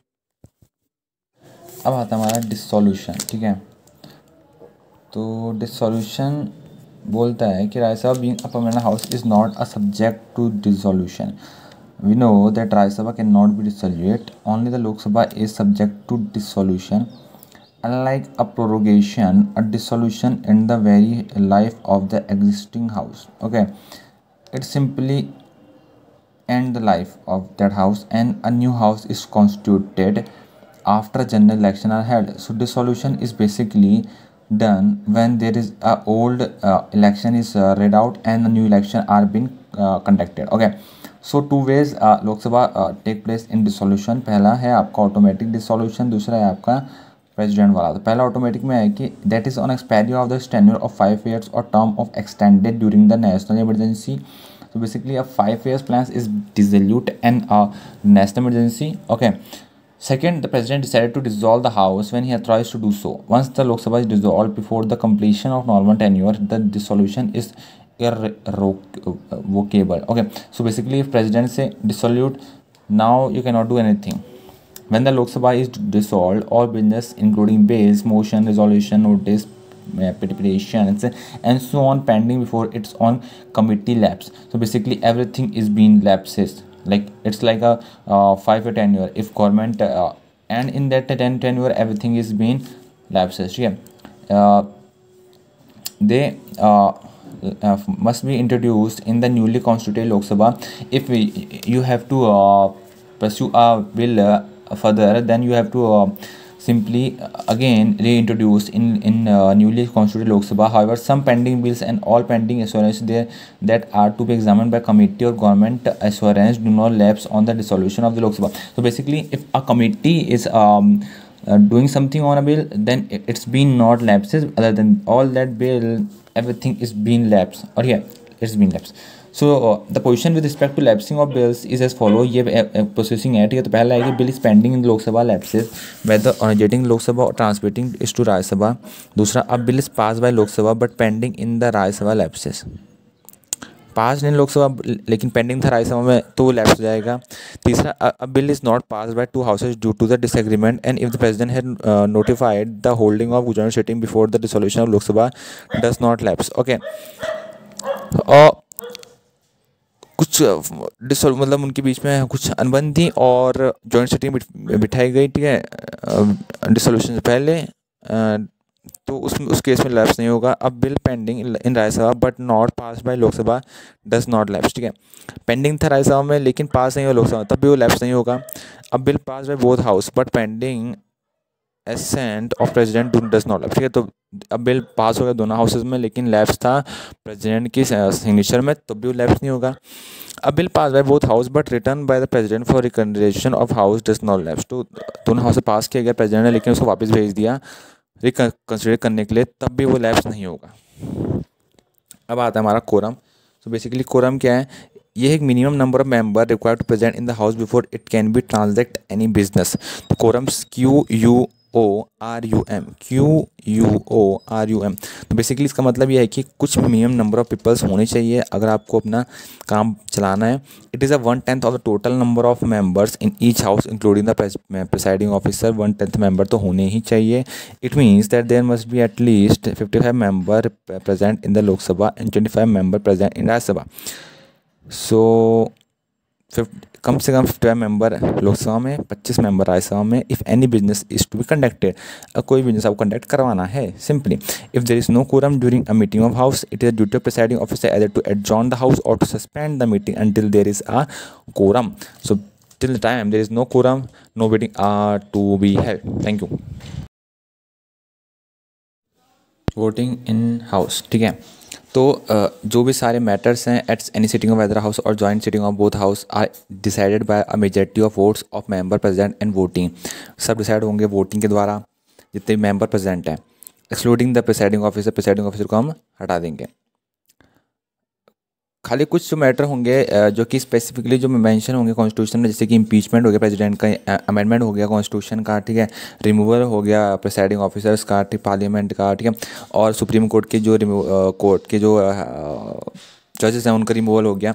उसके लिए स्पेशल मेजॉरिटी की ज़रूरत है, ना कि ऑर्डिनरी की. बाकी सब में सिंपल मेजॉरिटी से काम हो जाएगा, ठीक है, लेकिन इन चीज़ों में special majority is been required.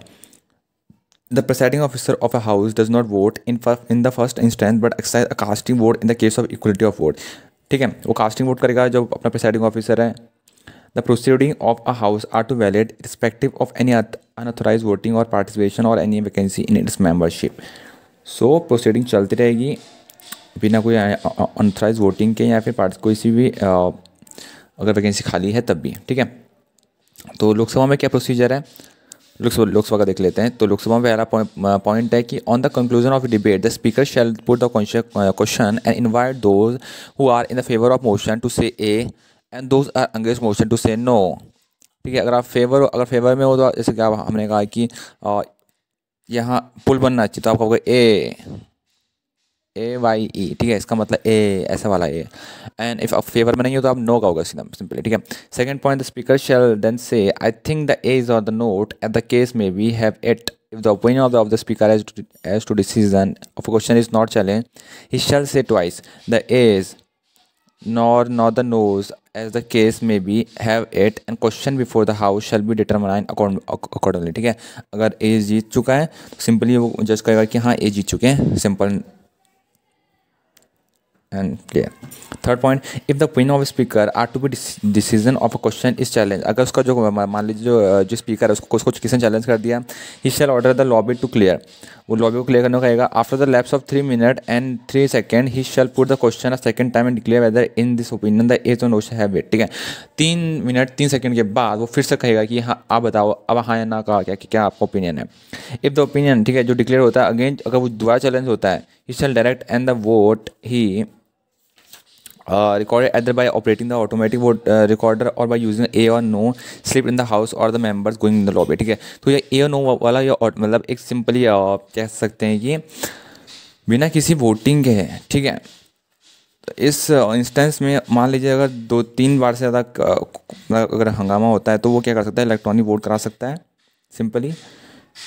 ठीक है, फोर्थ, अब अगर ओपिनियन ऑफ द स्पीकर है the division is unnecessary claim he may are the member who are say aye and those who say no expected to rise in the place and count being taken. ठीक है, और उसे लगता है कि यार unnecessary claimed हो रहा है कि यार गलत हो रहा है, तो वो कह सकता है कि यार भाई खड़े हो जाओ अपने अपने प्लेस में। ठीक है, ही में declare the determination of house in such a case the name of voter shall not be recorded. ठीक है, तो नेम ऑफ वोटर रिकॉर्ड नहीं होगा पर वो खड़े कर सकता है कि ए और नो के सपोर्ट में कितने सारे हैं। ठीक है, लैंग्वेज पार्लियामेंट हिंदी और इंग्लिश है, लैंग्वेज ट्रांजिशन बिजनेस करने के लिए पार्लियामेंट में, लेकिन जो प्रेसाइडिंग ऑफिसर है वो परमिट है to address the house in mother tongue, वो मदर टंग में अपनी मदर टंग में उनको, मान लीजिए वो तमिल कह दो तो अपनी मदर टंग में वो बोलने को राजी है, उसमें कोई दिक्कत नहीं है। Both the house arrangement are made for instruments translation. ठीक है, तो बेसिकली वहाँ ट्रांसलेशन के लिए पूरा बंदोबस्त किया गया है।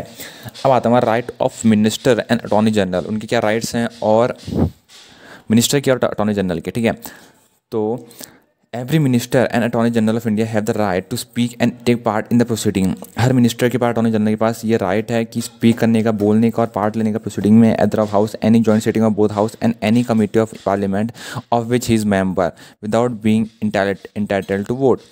ठीक है, वो जा सकता है बिना वो, ऐसा ज़रूरी नहीं है कि वो वोट ही करेगा। ठीक है, कोई मेंबर है तो ज़रूरी नहीं है वो वोट ही करेगा, वो खाली अटेंड भी कर सकता है सेशन, ऐसा कुछ नहीं है। ठीक है, बट ये सबके पास है कि वो सिंपली अटेंड कर सकता है रिस्पेक्टिव मीटिंग को। ठीक है, first point, a minister can participate in the proceeding of a house of which he is not a member.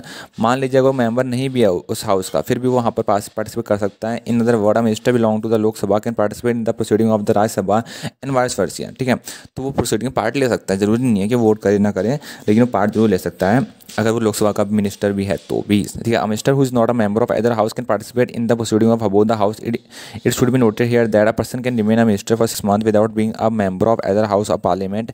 वो 6 महीने तक मतलब बिना मेंबर लिए भी वो प्रोसीडिंग पार्ट ले सकता है। ठीक है, बट उसको 6 महीने बाद उसको मेंबर बनना है। मान लीजिए एक मिनिस्टर को अभी भी नया नया बना रखा है, फिर भी पार्टिसिपेट कर सकता है। ठीक है, और या 6 महीने बाद तक उसका करना है, अगर 6 महीने बाद तक नहीं किया तो फिर उसके लिए दिक्कत हो जाएगी सिंपली। ठीक है, अब आता है लेम डक सेशन। क्या होता है, ये लास्ट सेशन होता है जो एग्जिस्टिंग लोकसभा होता है। ठीक है, after a new Lok Sabha is elected. ठीक है, मान लीजिए कि जो नए बंदे इलेक्ट किए गए हैं तो अब वो वहाँ से नई सेशन शुरू होगी। ठीक है, तो लेकिन जो पुराने बंदे होंगे जो कि अब अगले टेन्योर में नहीं होंगे, ठीक है, तो उन सबको हमने लेम डक्स कहते हैं। ठीक है, और इन सबका जो सेशन होता है उसको हम लेम डक सेशन कहते हैं, क्योंकि इनका लास्ट डे होता है तो उसको हम लेम डक सेशन कहते हैं। That's it how it's work. ठीक है, अब यहाँ पर डिवाइसेस ऑफ पार्लियामेंट प्रोसीडिंग, क्या प्रोसीडिंग के डिवाइसेस हैं। पहला आता है हमारा क्वेश्चन आवर्स। ठीक है, क्वेश्चन आवर्स क्या है, the first hours of every parliament sitting is slotted for this. During this time the member ask question and the minister usually give answer. The question are 3 kinds, namely starred, unstarred and short noise.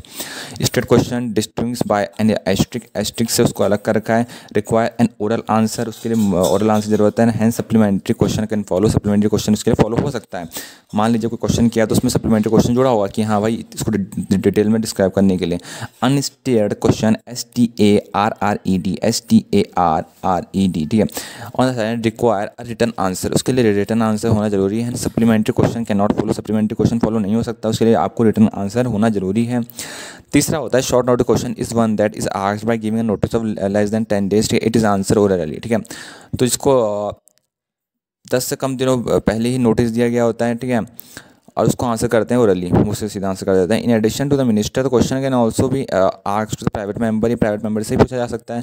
तो the question may be address to a private member if the subject matter of question related to some bill, अगर कुछ bill के related है या resolution या other matter connecting with the business of the house, ठीक है।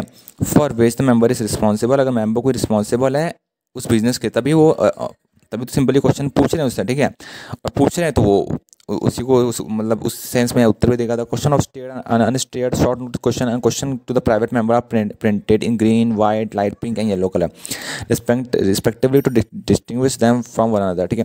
तो basically इन सबको अलग अलग रंग से पूछा जाता है ताकि पता लगा जा सके कि भाई असल में ये क्या चीज़ है, ठीक है। अब आता है हमारे 0 आवर्स। तो 0 आवर्स क्या है, जैसे कि क्वेश्चन आवर्स की तरह ये रूल ऑफ प्रोसीजर मेंशन नहीं है, ठीक है। क्वेश्चन आवर तो रूल ऑफ प्रोसीजर मेंशन है, लेकिन ये 0 आवर्स ये मेंशन नहीं है, ठीक है। तो ये एक इनफॉर्मल डिवाइस है, ठीक है, जो अवेलेबल है मेंबर को पार्लियामेंट ताकि वो अपनी वॉइस को रेज कर सके बिना कोई किसी पीरियड नोटिस के। मान लीजिए कुछ मतलब इसमें क्या होता है, 0 आवर्स वो इमीडिएटली शुरू होता है क्वेश्चन आवर्स के, ठीक है, and last until the agenda of house, ठीक है।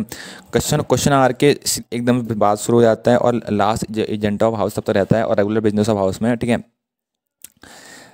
तो शब्दों में कहा जाए तो the time gap between the question hours and the agenda is known as 0 hours, ठीक है। तो टाइम जो क्वेश्चन आवर्स और एजेंडा गैप जो 0 आवर्स के बीच में एजेंडा और जो क्वेश्चन आर के बीच में टाइम होता है उसी को हम 0 आवर्स कहते हैं। It is an Indian innovation in the field of parliamentary procedure and has been existence 1962, ठीक है। 1962 से लेकर ये इंडियन का खुद का एक इनोवेटिव है कि कहने का मतलब है कि यार चलो मान लीजिए कि आपने रेगुलर बिजनेस किया, ठीक है, जो भी आपके क्वेश्चन चले वो चले। उसके बाद क्या हुआ कि आपको एक टाइम मिला, एक बीच में टाइम गैप मिला कोई दूसरा एजेंडा शुरू करने से पहले। तो उस समय जो आपको गैप मिलता है उसको हम 0 आवर्स कह सकते हैं, और वो जो 0 आवर्स है उसको किस तरह से यूटिलाइज़ करना है वो मेंबर्स के ऊपर है, वो उसमें क्या करते हैं, ठीक है। अब आता है हमारा मोशंस क्या होते हैं, ठीक है। No discussion on a matter of general public importance can take place except on a motion made with the consent of presiding officer. पहले कंसेंट लेना पड़ेगा आपको, सहमति लेनी पड़ेगी किसकी, प्रिसाइडिंग ऑफिसर की, तब आप मोशन वहाँ पास कर सकते हो। द हाउस मतलब जो भी पब्लिक कंसेंट है, ठीक है। The House expressed its decision or opinion on various issues through the adoption or rejection of motion moved by either minister or private member। तो जो वहाँ का हाउस है वो अपना एक्सप्रेशन दिखाता है, वो बताता है कि भाई हम इस मोशन के फेवर में हैं, हम इस मोशन के अगेंस्ट में हैं, this is how it's all work, ठीक है। अब 3 प्रिंसिपल काम करते हैं इस मोशन को कैटेगराइज करने के लिए। पहला है आपका सब्सटेंटिव मोशन, ठीक है। दूसरा आता है सब्स्टिट्यूट मोशन, तीसरा आता है सब्सिडरी मोशन, ठीक है। तो सब्सटेंटिव मोशन जो सब्सटेंटिव मोशन होता है वो बेसिकली स्पेलिंग है SUBSTANTIV।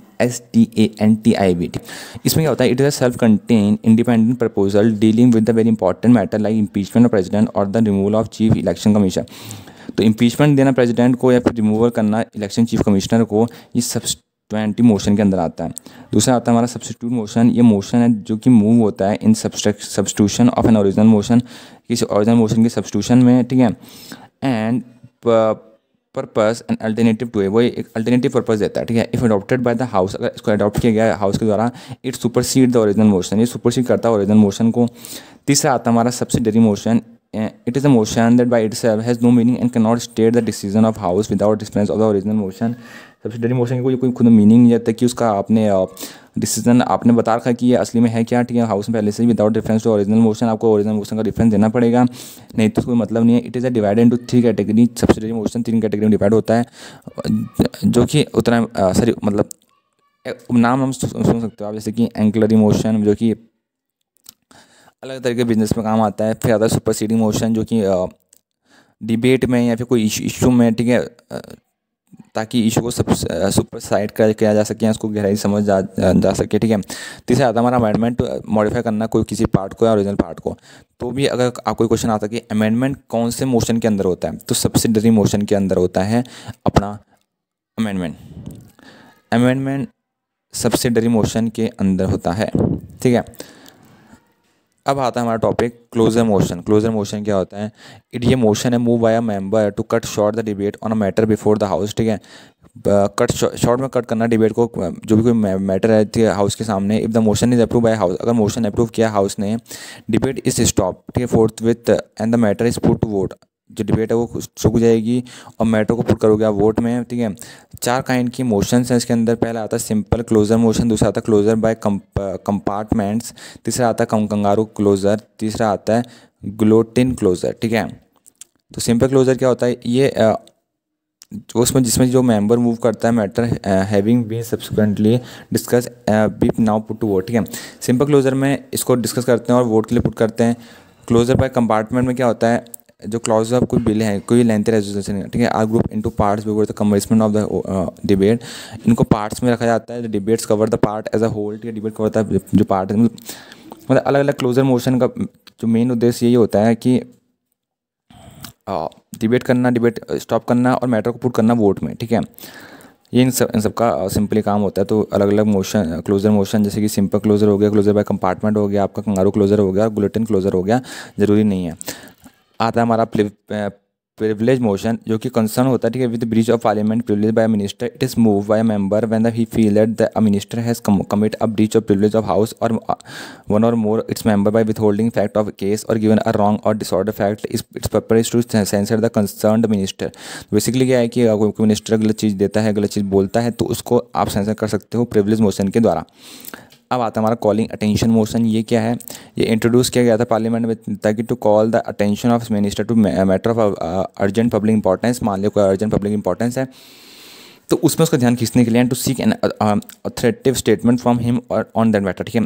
मान लीजिए कि जैसे कि मोदी ने कुछ गलत काम कर दिया गुजरात में, ठीक है, तो बेसिकली कॉलिंग अटेंशन मोशन का इस्तेमाल करके हम उसको वहाँ पर लाइन हाजिरी कर सकते हैं कि भाई बता कि तूने क्या किया वहाँ पर और क्या तेरा रोल रहा है आगे को, ठीक है। तो उसको क्या होता है, उनको फील रहता है कि हाँ भाई हमने यहाँ गलत किया और हमें यहाँ पर आगे सुधार लाना पड़ेगा, ठीक है।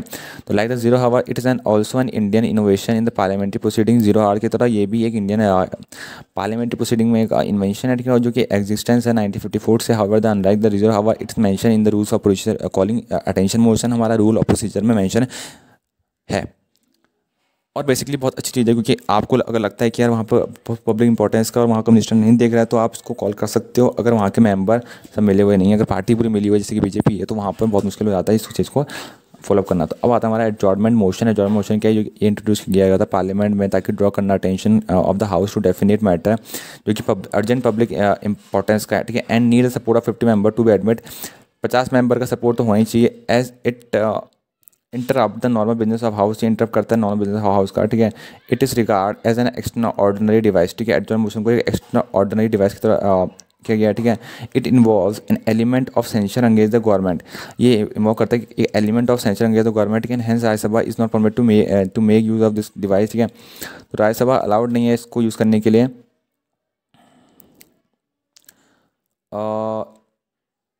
मतलब एडजॉर्न मोशन सिंपली क्या है, एडजॉर्न मोशन है अटेंशन करना हाउस का, ठीक है, कोई भी जो अर्जेंट पब्लिक इंपॉर्टेंस है, ठीक है, और जिसको 50 मेंबर का सपोर्ट मिल गया है तो वहाँ पर एडजॉर्न मोशन का इस्तेमाल हो गया, ठीक है। वो जो कोई भी नॉर्मल हाउस बिजनेस है हाउस का उसको इंटरप्ट कर देगा, ठीक है। तो और वहाँ पर जो भी कुछ गलत चल रहा है उसको फॉलोअप करने के लिए शुरू हो जाएगा, ठीक है। तो ये गवर्नमेंट के अंग्रेज सेंसर कर सकते हैं और hence Rajya Sabha is not permit to make use of device, तो उसका राज्यसभा इस्तेमाल नहीं कर सकता पर लोकसभा इसका इस्तेमाल कर सकता है। जो डिस्कशन है एडजॉर्न मोशन में, ठीक है, last for not less then 2 hours 30 minutes, 2 hours 30 minutes से लेस तो बिल्कुल भी नहीं चलेगा, इतना तो मिनिमम है, 2 घंटा 30 मिनट तो चलना ही चलना चाहिए, ठीक है।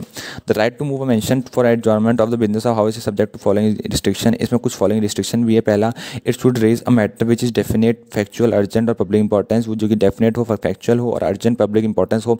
दूसरा, it should not cover more than 1 matter, एक से ज़्यादा मैटर कवर नहीं होना चाहिए। It should be restricted to a specific matter of recent occurrence and should be not be frame in general term, ठीक है। उसको जो रिसेंट अकरेंस है उस टर्म में उसको डिनोट किया जाना चाहिए और उसको बेसिकली एक गलत टर्म में या फिर अनसर्टेन मोशन में तरीके से उसको नहीं करना चाहिए, ठीक है। अब आता है हमारा सेंसर मोशन वैसे non confidence motion. Censure motion होता है इट शुड, डिफरेंस क्या उनके बीच में, तो पहला डिफरेंस है इट्स सेंसर मोशन में कि it should state the reason for adaptation in the Lok Sabha, वो बताता है कि क्या रीज़न रहा सेंसर मोशन को लागू करने का। No confidence motion it need not state the reason for adaptation in the Lok Sabha, no confidence motion को जरूरत नहीं है अपने को बताने के लिए कि भाई इसको क्यों लाया गया। दूसरा censure motion it can be moved against an individual और अ ग्रुप ऑफ मिनिस्टर और entire council of minister. Censure motion को किसी भी ग्रुप ऑफ मिनिस्टर के लिए या फिर किसी भी इंटायर काउंसिल मिनिस्टर के लिए अप्लाई कर सकते हो, लेकिन आप नो कॉन्फिडेंस मोशन को मूव कर सकते हो entire council of minister only, ठीक है। सिर्फ खाली इंटायर काउंसिल ऑफ मिनिस्टर के लिए अप्लाई कर सकते हो, किसी के लिए अप्लाई नहीं कर सकते हो। सेंसर मोशन को it is move for censoring the council of minister for specific policy and action, जो भी उन्होंने कुछ स्पेसिफिक पॉलिसी है फिर एक्शन लिया उसके लिए उनको सेंसर किया जा सकता है सेंसर मोशन में। लेकिन नो कॉन्फिडेंस मोशन में it is move for ascertaining the confidence of Lok Sabha in the council of minister, उनका कितना विश्वास है, कितने जन के जुड़े हुए हैं वो पता लगाने के लिए होता है, ठीक है। सेंसर मोशन को पास कर सकते हो लोकसभा में, काउंसिल ऑफ मिनिस्टर में need not resign from the office, उसको ऑफिस से रिजाइन करने की ज़रूरत नहीं है बंदे को, लेकिन सेंसर किया जा सकता है, ठीक है। लेकिन नो कॉन्फिडेंस मोशन में it is pass Lok Sabha the council of minister must resign from office, अगर पास हो गया तो उसको रिजाइन करना पड़ेगा, ऐसा कुछ है, ठीक है। तो अब आते हैं हम एडजॉर्न मोशन पे, क्या कुछ और पॉइंट थे। चौथा पॉइंट एक और था कि it should not raise a question of privilege, ठीक है।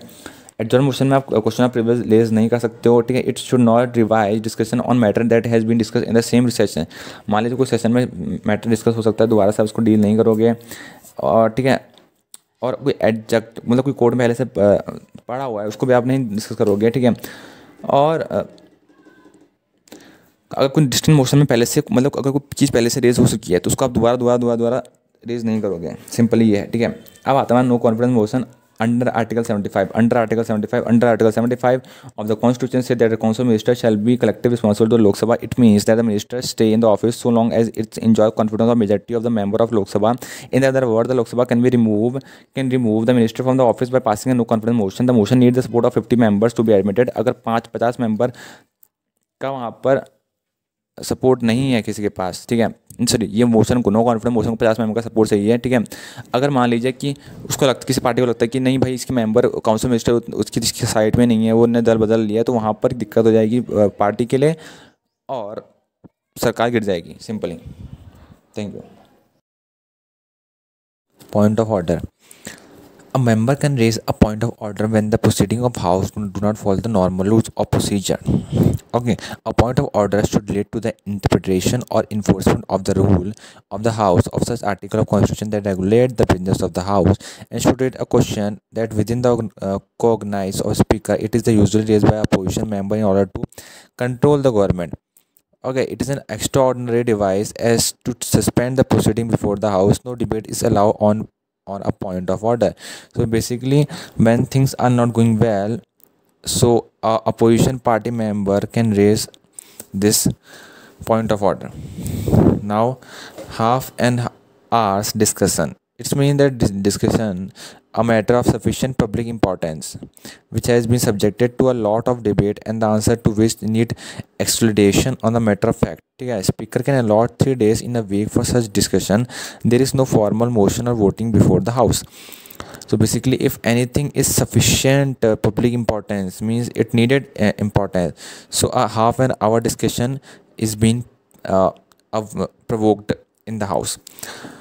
Like farm law, in today debate there is a farm law, so basically opposition party raised half an hour discussion. Okay, if a point of order when the government is not making the right thing. Okay, then third point is short duration discussion. It is also known as 2 hours discussion, as the time allotted for such discussion should not exceed the 2 hour. ठीक है, जो member है parliament can raise such discussion on a matter of urgent public importance. Speaker can allot 2 days in a week for such discussion. There is neither a formal motion before the House nor voting. ठीक है. Now special mention, a matter which is not a point of order or which cannot be raised during question or half an hour discussion, short duration discussion or under adjournment motion, calling attention, notice or under any rule of House can raise under the special mention in the Rajya Sabha. It is equivalent procedure device in the Lok Sabha is known as notice. ठीक है, under rule 377. Now, these are the different types of things. Now we come for the resolution. The members can move resolution to draw the attention of the House or the government to the matter of general public interest.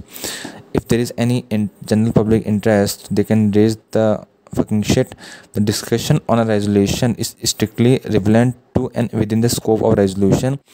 You have to keep it on the point. A member who has moved a resolution or amendment to a resolution cannot withdraw the same except by leave the House.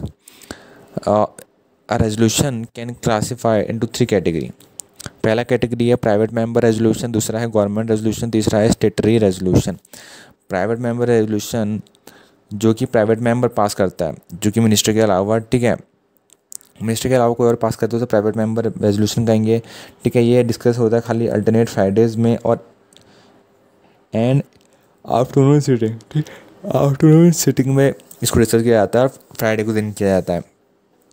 फिर आता है government resolution. ठीक है, ये minister pass करते हैं. It can be taken up any day from the Monday to Thursday, Monday से लेकर थर्सडे तक कभी भी इसको आप पिक कर सकते हो. Then third one is statutory resolution. It is move either by a private member or minister. Any one private member or minister can pass it also called because it is always tabled in presence of provision constitution or act of parliament. Now, resolution are different from motion. Resolution different than motion share in the following aspect. All resolution come in category of substantive motion. ठीक है, वो सब कुछ substantive motion के अंदर आता है. That is to say every resolution is a particular type of motion. Her resolution एक particular type of motion है, लेकिन all motion ज़रूरी नहीं है कि वो resolution हो. ठीक है, हर motion resolution नहीं होता है. ठीक है, फर्दर तो हर रेजोल्यूशन में वहाँ पर वोट होना ज़रूरी है. वो रेजोल्यूशन मतलब होता है कि कोई भी पब्लिक इंटरेस्ट का कोई चीज़ को आप मूव कर सकते हो, या फिर अमेंडमेंट. ठीक है, अमेंडमेंट रेजोल्यूशन आपको अमेंडमेंट भी कह सकते हो. ठीक है, टाइप ऑफ ओपिनियन भी कह सकते हो. ठीक है, देन आता है हमारा यत पार्लियामेंट. ठीक है, the scheme of youth parliament was started on the recommendation of 4th of all whip conference. इसका ऑब्जेक्टिव पहला ये था कि acquaint the younger generation with practice and procedure of parliament. उनको जो पार्लियामेंट की प्रोसीजर है उससे अवगत कराना. दूसरा, imbibe the spirit of discipline and tolerance cultivating the character in the mind of youth. उनके माइंड में डिसिप्लिन और टॉलरेंस डेवलप करना. तीसरा था कि inculcate the student community to the basic value of democracy and enable them to acquire a proper perspective on the functioning of democratic institution. Now term for legislative procedure क्या है parliament में. जो legislative procedure है is identical in both the house of parliament, दोनों में same है. Every bill has to pass through the same stages in each house. Stages is all same. A bill is proposal for the legislature and it become an act or law when duly intact. Okay, bill proposal है और legislation क्या हो वो तभी बन सकता है act जब तक कि वो ड्यूली इंटैक्ट ना हो. ठीक है, ड्यूली मतलब होता है कि a fit something to it, उसको फिट करना.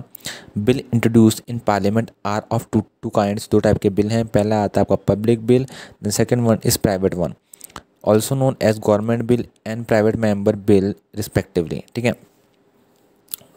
through both are governed by the same general procedure and passed to the same stage in the house. ठीक है, तो the bill introduced in parliament can also be classified in 4 categories. को आप 4 category classify कर सकते हो. पहला आता है आपका ऑर्डिनरी बिल जो कि कंसर्न करता है with any matter other than financial subject. Financial subject को छोड़ के और जो मैटर्स हैं. दूसरा आता है money bill which are concern with the financial matter like जैसे कि टैक्सेशन हो गया, पब्लिक एक्सपेंडिचर हो गया, एक्सेट्रा. तीसरा आता है आपका financial bill which are concern with the financial matter but are different from the money bill.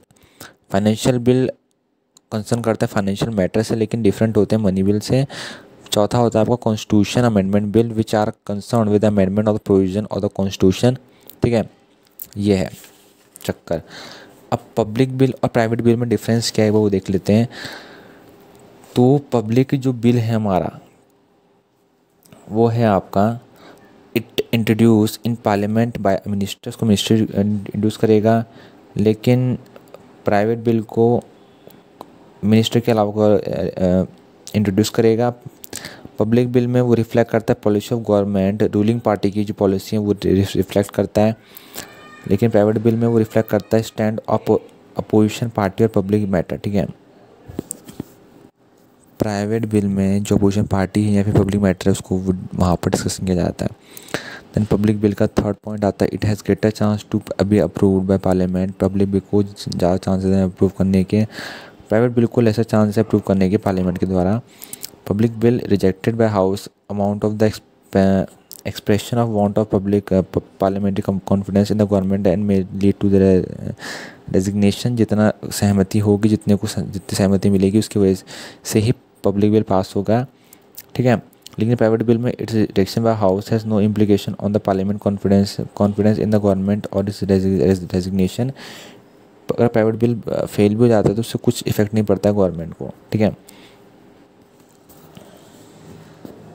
कहने का मतलब है कि अगर पब्लिक बिल फेल होता है इसका मतलब है कि कहीं ना कहीं जो गवर्नमेंट है वो कमज़ोर है, इसका मतलब उसके अंदर कॉन्फिडेंस की कमी है, वहाँ नो कॉन्फिडेंस मोशन भी पास हो सकता है, ठीक है, क्योंकि वहाँ बिल पास नहीं हो पाया, वो बटे हुए हैं सब लोग। तो ये एक किस्म से दिखा सकता है कि गवर्नमेंट बटी हुई है, ठीक है। तो बहुत दिक्कत हो जाती है। देन पब्लिक बिल में 5वां पॉइंट है कि वो इंट्रोड्यूस करता है, ठीक है, require 7 days notice, 7 days notice के उसमें आपको रिक्वायर करना है। लेकिन प्राइवेट बिल में आप उसको इंट्रोड्यूस कर सकते हो, वह 1 मंथ पहले का नोटिस आपको देना है। देन पब्लिक बिल का 6वां पॉइंट है कि draft concern department in consultation with the law department, ठीक है। ये कंसर्न डिपार्टमेंट करेगा जो लॉ डिपार्टमेंट से कंसल्ट करके। लेकिन प्राइवेट बिल को इस ड्राफ्टिंग इस responsibility of the member concern, जो मेंबर है वही इसको सब कुछ देखेगा प्राइवेट बिल को, कोई इसके लिए कोई डिपार्टमेंट अलग से असाइन नहीं किया गया है। अब यहाँ पर बहुत सारे बिल हैं हमारे। ऑर्डिनरी बिल के अंदर हमारे आते हैं आपका first reading, second reading and there is stage of general discussion, then committee stage, then इसके आता थर्ड रीडिंग, ठीक है। ये ऑर्डिनरी बिल के अंदर आता है। फिर आता है फोर्थ आता है bill in the second house, then आता है 5वां असेंट ऑफ द प्रेसिडेंट का असेंट मिल जाता है लास्ट में, ठीक है। Then there is money bill. Money bill कैसे पास होता है। देन फाइनेंशियल बिल आता है, ठीक है। ये सब देखते हैं। अब देखते हैं कि ऑर्डिनरी बिल कैसे कैसे पास होता है, बहुत इम्पॉर्टेंट है और जानना ज़रूरी है। मतलब जनरल नॉलेज के हिसाब से भी जानना ज़रूरी है और इम्पॉर्टेंट मेरे हिसाब से इम्पॉर्टेंट, ठीक है। तो पहले इसमें क्या चीज़ क्या होती है, पहला फर्स्ट रीडिंग होता है, ठीक है। इसको इंट्रोड्यूस किया जाता है पहले हाउस में, जो कि हमारा लोअर हाउस है लोकसभा, ठीक है। इंट्रोड्यूस बाय अ मिनिस्टर और बाय अदर मेंबर, ठीक है। इसको जो ऑर्डिनरी बिल है इसको या तो मिनिस्टर इंट्रोड्यूस करेगा या कोई अदर मेंबर इंट्रोड्यूस करेगा। तो जो मेंबर है who want to introduce the bill has to ask for the leave of the house, उसको लीव ऑफ द हाउस का आस्क करना पड़ेगा। When the house grant leave to introduce the bill, जब उसको हाउस कहेगा कि हाँ आप इंट्रोड्यूस कर सकते हो, जो मूवर है इंट्रोड्यूस करेगा, ठीक है। उसका टाइटल पढ़ के और उसका ऑब्जेक्टिव पढ़ के, ठीक है। कोई भी डिस्कशन नहीं होगा इस स्टेज में, पहले स्टेज में जो फर्स्ट रीडिंग है उसमें, ठीक है। कोई भी डिस्कशन नहीं, खाली वो इंट्रोड्यूस करेगा। Later the bill is published in the gazette of the India, ठीक है। If bill is publish in the gazette before its introduction, बिना उसके इंट्रोडक्शन के अगर वो पब्लिश हो जाता है। Leave of the house to introduce the bill is not necessary, तो जो लीव है, जो की परमिशन है, उसकी कोई ज़रूरत नहीं है। The introduction of the bill and it's publication in gazette constitute the first reading of the bill. तो जो गेजेट, उसका इंट्रोडक्शन होना गेजेट में, वो दिखाता है कि पहले से ही उसका जो रीडिंग हो चुकी है। तो रीडिंग करना या फिर उसको गेजेट में आना सेम चीज़ है। देन आता है हमारा सेकेंड रीडिंग, जो कि बहुत इंपॉर्टेंट स्टेज है, ठीक है।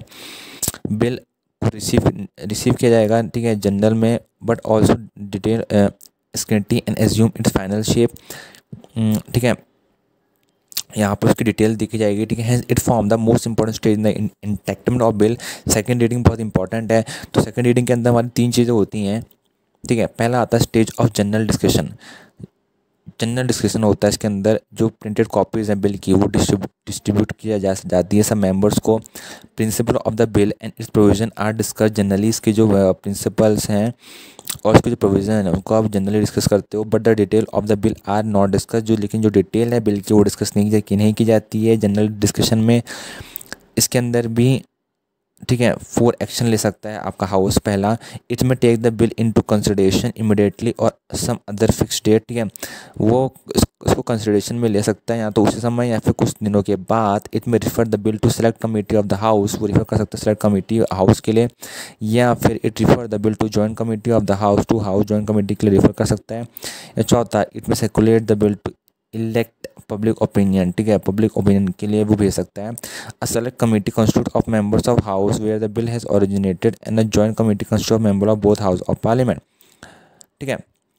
देन आता हमारा B, committee stage. Committee stage क्या है? The usual practice is to differ the bill to select committee of the house, select committee के पास भेजना। This committee examine the bill thoroughly and detail clause by clause, ये clause by clause उसको देखती है। It can also amend it provision but without altering the principle underlying, ठीक है वो अमेंड कर सकती है लेकिन उनके जो प्रिंसिपल हैं उसको छोड़ के। After completing the scrutiny and discussion the committee report the bill back to the house, वो कमेटी रिपोर्ट करती है हाउस को दोबारा से।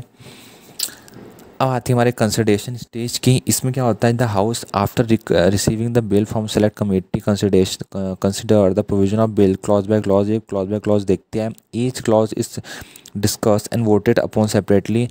यहाँ पर अब कंसिडरेशन स्टेज में हर क्लॉज को देखा जाता है, उसके लिए वोटेड किया जाता है सेपरेटली, ठीक है। The member can also move amendment and if accepted they become the part of the bill, ठीक है कोई भी मेंबर उसके लिए अमेंडमेंट के लिए अप्लाई कर सकता है, कह सकता है कि भाई यहाँ पर अमेंडमेंट चाहिए हमें, यहाँ पर हमें सही नहीं लगता है, और अगर वो अमेंड का एक्सेप्ट हो जाता है तो वो पार्ट बन जाता है बिल का, ठीक है। देन आता हमारा थर्ड रीडिंग। इस स्टेज में debate is confined to the acceptance or rejection of the bill as a whole and no amendment are allowed. As general principle underline, the bill had already been scrutinized during the stage of second reading, ठीक है। Third reading में अब यहाँ पर कुछ edit नहीं होगा, जो होना था वो हो चुका है। If the majority of member present and voting accepted the bill is regard as the pass by the house, अगर जो मैक्सिमम मेंबर उन्होंने पास कर दिया तो वो बिल पास हो जाएगा। Therefore the bill is authenticated by the presiding officer of the house and transferred to the second house for considering approval।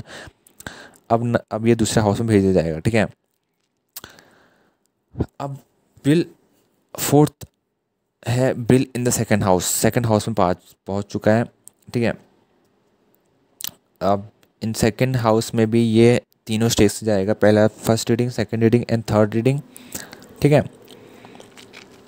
तो लंबी प्रोसेस है लेकिन राज्यसभा में अब भी पहुंच चुका है। राज्यसभा में 4 अल्टरनेटिव चीज़ राज्यसभा कर सकती है। पहला, it may pass the bill as send by the first house, ठीक है वो पास कर सकती है, जैसे कि एग्जांपल बिना अमेंडमेंट के वो पास कर सकती है। दूसरा, it may pass the bill with amendment करके वो पास कर सकती है। Return it to the first house for reconsideration, with reconsideration के लिए वो वापस भेज सकती है। तीसरा, इट में reject the bill all together, वो उसको ऑल टुगेदर रिजेक्ट कर सकती है। चौथा, इट में नॉट टेक एनी एक्शन, वो कोई एक्शन नहीं ले सकती है। And third, keep the bill pending, वो बिल को पेंडिंग रख सकती है, ठीक छो। तो second house bill is deemed to have been passed by both house and the same is sent to the president for his assent, ठीक है। अब प्रेसिडेंट के assent के लिए भेज दिया जाता है, ठीक है अगर यहाँ से पास हो जाता है। On the other hand, if the first house reject the amendments suggested by the second house, अगर पहला हाउस रिजेक्ट करता है जो कि सेकंड हाउस ने अमेंडमेंट रिजेक्ट कर रखा है हाउस, ठीक है, और द सेकंड हाउस रिजेक्ट करता है बिल ऑल टुगेदर, और the second house does not take any action for 6 month, 6 महीने तक एक्शन नहीं लेता है, एक डेडलॉक बन जाता है। और अब उस डेडलॉक को सॉल्व करने के लिए वहाँ पर दोनों जो हाउसेज हैं उनकी मीटिंग होगी, ठीक है, और वहाँ पर वोट किया जाएगा। अगर वोट बिल के सपोर्ट में होता है तो बिल पास होगा, नहीं तो रिजेक्ट हो जाएगा, ठीक है। अब आएगा यहाँ पर असेंट के लिए, प्रेसिडेंट के असेंट के लिए, ठीक है। दोनों अगर हाउस पास जा चुका है बिल तो ठीक है, तो वो प्रेसिडेंट के पास जाएगा उसके असेंट के लिए, ठीक है। 3 अल्टरनेटिव प्रेसिडेंट कर सकता है। पहला, ही में गिव असेंट द बिल, वो असेंट दे सकता है, या फिर वो अपना असेंट रोक सकता है, या फिर वो रिटर्न कर सकता है बिल को रिकन्सिडरेशन ऑफ हाउस, ठीक है। अगर प्रेसिडेंट असेंट देता है तो बिल बन जाएगा, ठीक है, और वो स्टेटू बुक में लिखा जाएगा, ठीक है, तो स्टेटू बुक में लिख दिया जाएगा, ठीक है। अगर प्रेसिडेंट रोक देता है तो वो एक्ट नहीं बन पाएगा। अगर वो रिटर्न करता है रिकंसिडरेशन के लिए, ठीक है, and if pass by both again वो आ जाता है बिना किसी अमेंडमेंट के, प्रेसिडेंट पर आता है, ठीक है, तो प्रेसिडेंट को अपना असेंट देना पड़ेगा। Thus the president enjoy a suspensive veto, ठीक है, तो वो खाली सस्पेंसिव वीटो एंजॉय करता है, लेकिन अगर वो दोबारा पास होके आ जाता है तो वहाँ पर प्रेसिडेंट कुछ नहीं कर सकता है, उसको सहमति देनी ही पड़ेगी। That is how order bill works.